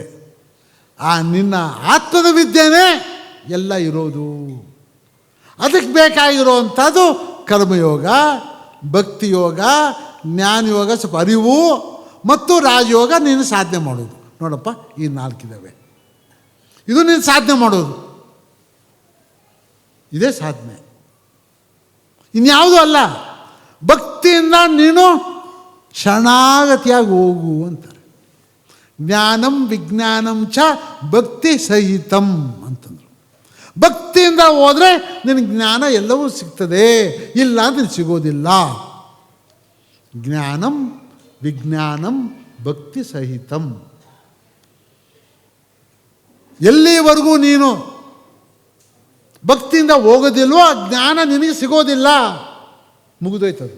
ನೀನು ಎಷ್ಟೇ ಓದು, ನೀ ಏನೇ ಮಾಡು, ಏನೂ ಇಲ್ಲ, ಅದು ಸೊನ್ನೆ. ಇದರಿಂದಾಗಿ ಎಲ್ಲರೂ ಮಹನೀಯರು ಹೋಗಿದ್ದಾರೆ. ಯಾವಾಗ?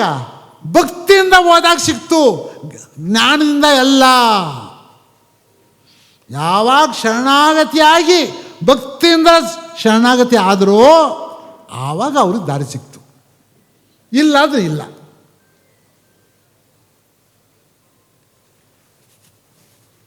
ಅದರಿಂದಾಗಿ ಒಂದೇ ಒಂದು ಮಾರ್ಗ. ಇವತ್ತು ನಾವೆಲ್ಲ ಇಲ್ಲಿದ್ದೇವೆ. ನಮಗೂ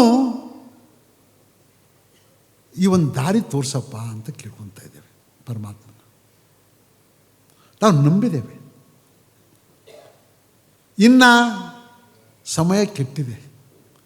ಪ್ರಪಂಚ ನೋಡ್ತಾ ಇದ್ದೀರಾ, ನಿಮ್ಮ ಮುಂದೆನೇ ಇದೆ, ನಿಮ್ಮ ಮುಂದೆನೇ ನಾಟಕ ನಡೀತಾ ಇದೆ. ಎಂತೆಂಥವ್ರು ಇದ್ದಾರೆ ಅಂತ,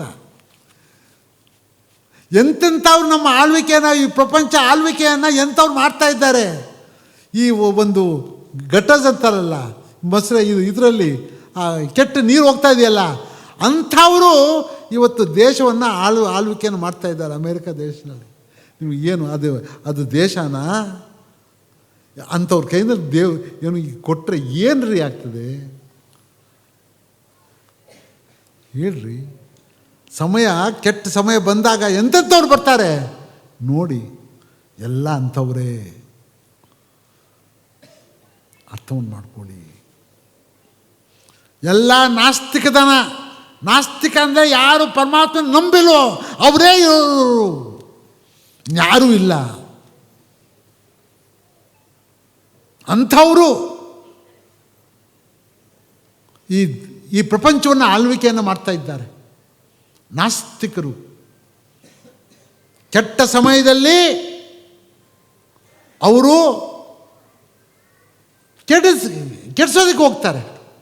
ಆವಾಗ ತಾತಯ್ಯನವ್ರು ಏನಂತಾರೆ, ಅಪ್ಪ ಧರ್ಮಿಷ್ಠ ಬರ್ತಾನೆ, ಈ ಪ್ರಪಂಚವನ್ನು ಆಳ್ವಿಕೆಯನ್ನು ಮಾಡ್ತಾನೆ. ಏನಂದರು ವ್ಯಾಸರು? ಕೃಷ್ಣ ಪರಮಾತ್ಮ ಬರ್ತಾನೆ, ಅವನು ನೋಡ್ತಾನೆ ಅಂತಂದರು. ನಂಬು, ಕಾಯ್ಕೊಂಡಿರಪ್ಪ ಅಂದರು. ರಾಮ ಬರ್ತಾನೆ, ಕಾಯ್ಕೊಂಡಿರು ಅಂತಂದರು. ಶಬರಿ ಕಾಯ್ತಾ ಇರಲಿಲ್ವಾ? ಎಷ್ಟು ವರ್ಷ ಕಾದ್ಲಪ್ಪ? ಕಾಯ್ದಲೋ ಇಲ್ವೋ ಶಬರಿ? ಆ ರೀತಿಯಾಗಿ ಕಾಯಪ್ಪ. ಇನ್ನು ಯಾಕೆ ಇನ್ನು ಇದು ಮಾಡ್ತಾ ಇದ್ದೆ? ಶಬರಿ ಥರ ಕಾಯಿ, ನಂಬು. ಇದೇ ಭಕ್ತಿ, ಇದೇ ದಾಸ ಅಂತ ಹೇಳುತ್ತಾ ಇವತ್ತು ಗುರುಗಳ ಅನುಗ್ರಹ. ಕೈಪುವರು ಚೆನ್ನಾಗಿ ನಮ್ದು ಏನಪ್ಪ ಅಂದರೆ ಮನಸ್ಸಿನಿಂದ ಎಷ್ಟೋ ಜನಕ್ಕೆ ಜ್ಞಾನೋದಯ ಕೊಟ್ಟಿದ್ದೀಯಾ. ತಾತಯ್ಯನವರು ಯೋಗಿಗಳು ಹೇಳ್ಬಿಟ್ಟಿದ್ದಾರೆ. ಆದರೆ ನಮಗೆಲ್ಲ ಸಿಗಬೇಕಾದ್ರೆ ಯಾರು ಸಿಗಬೇಕಾದ್ರೆ ಎಲ್ಲೆಲ್ಲಿ ಸಿಗಬೇಕಾಗಿತ್ತು ನಮಗೆ? ಇದು ಆಚೆ ಬರದೇ ಇದ್ದರೆ ಗುಪ್ತವಾಗಿರೋದು. ಪ್ರಾರಂಭ ಆಗೈತೆ ಯಾವಾಗ? 35 ವರ್ಷದ ಹಿಂದೆ, 40 ವರ್ಷದ ಹಿಂದೆ. ಮುಂಚೆ ಏನಿತ್ತು ಹೇಳಪ್ಪ? ಈ ಜ್ಞಾನೋದಯ ಇದು ಎಲ್ಲರಿಗೂ ಕೊಟ್ಟಿರ್ತಕ್ಕಂಥ ಇದು ಯಾರಿಗೆ ಸಿಕ್ತು? ಕೈಪೋರ್ ಮತ್ತೆ ಸಿಗ್ತದು ಅವರಿಗೆ. ಈ ನಾರಾಯಣ ಪ್ರಶಸ್ತಿ ನೋಡಪ್ಪ ಅವ್ರಿಗೆ ಸಲ್ಲಬೇಕಾಗಿರೋದು. ಅವ್ರಿಗೆ ಸ್ವೀಕಾರ ಪರಮಾತ್ಮನೇ ಅಲ್ಲಿ ಎಲ್ಲಿದ್ದಾನೋ ಅಲ್ಲಿ ಇವತ್ತು ಸಂತೋಷವಾಗಿದ್ದಾರೆ. ನಾವು ಒಂದು ಅವರ ನೆನಪನ್ನು ಮಾಡಿಕೊಂಡು ಅವ್ರು ನಮ್ಮನ್ನು ನೋಡಿಬಿಟ್ಟು ಅಪ್ಪ ಚೆನ್ನಾಗಿರ್ರಿ ಅಂತ ನಮ್ಮ ಆಶೀರ್ವಾದ ಮಾಡ್ತಾ ಇದ್ದಾರೆ. ಇಷ್ಟೇ. ನಮಗೂ ಅವ್ರ ಸಂಬಂಧ ಇಷ್ಟೇ ಅಪ್ಪ. ಕೈಪು ಅವರು ಎಲ್ಲೋ ಇದ್ದಾರೆ, ಅವ್ರು ಸಂತೋಷವಾಗಿದ್ದಾರೆ. ಅವರು ನಮಗೆ ಚೆನ್ನಾಗಿರಪ್ಪ, ಭಕ್ತಿಯಿಂದ ಪರಮಾತ್ಮನ ನಂಬಿಡಿ ಅಂತ ಹೇಳ್ತಾ ಇದ್ದಾರೆ. ನಾವು ಇದನ್ನು ಸ್ವೀಕಾರ ಮಾಡಿ ಅವರಿಗೆ ಆ ಒಂದು ಸೇವೆಗೆ ಅವ್ರ ಪಾದಗಳಲ್ಲಿ ನಾವು ನಮಸ್ಕರಿಸುತ್ತಾ, ಯಾಕಂದರೆ ಆ ಒಂದು ಅಪಾರವಾದಂಥ ಇದು ಮಾಡಿದ್ದಾರೆ. ಅವರಿಗೆ ಪಾದಗಳಿಗೆ ಮಾನಸಿಕವಾಗಿ ಪಾದ ಪೂಜೆಯನ್ನು ಮಾಡುತ್ತಾ, ನೀ ಪಾದ ಕೈಪೋರ್ ಪಾದಕ್ಕೆ ನಾನು ಸ್ಮರಣೆ ಮಾಡ್ತಾಯಿದ್ದೇನೆ.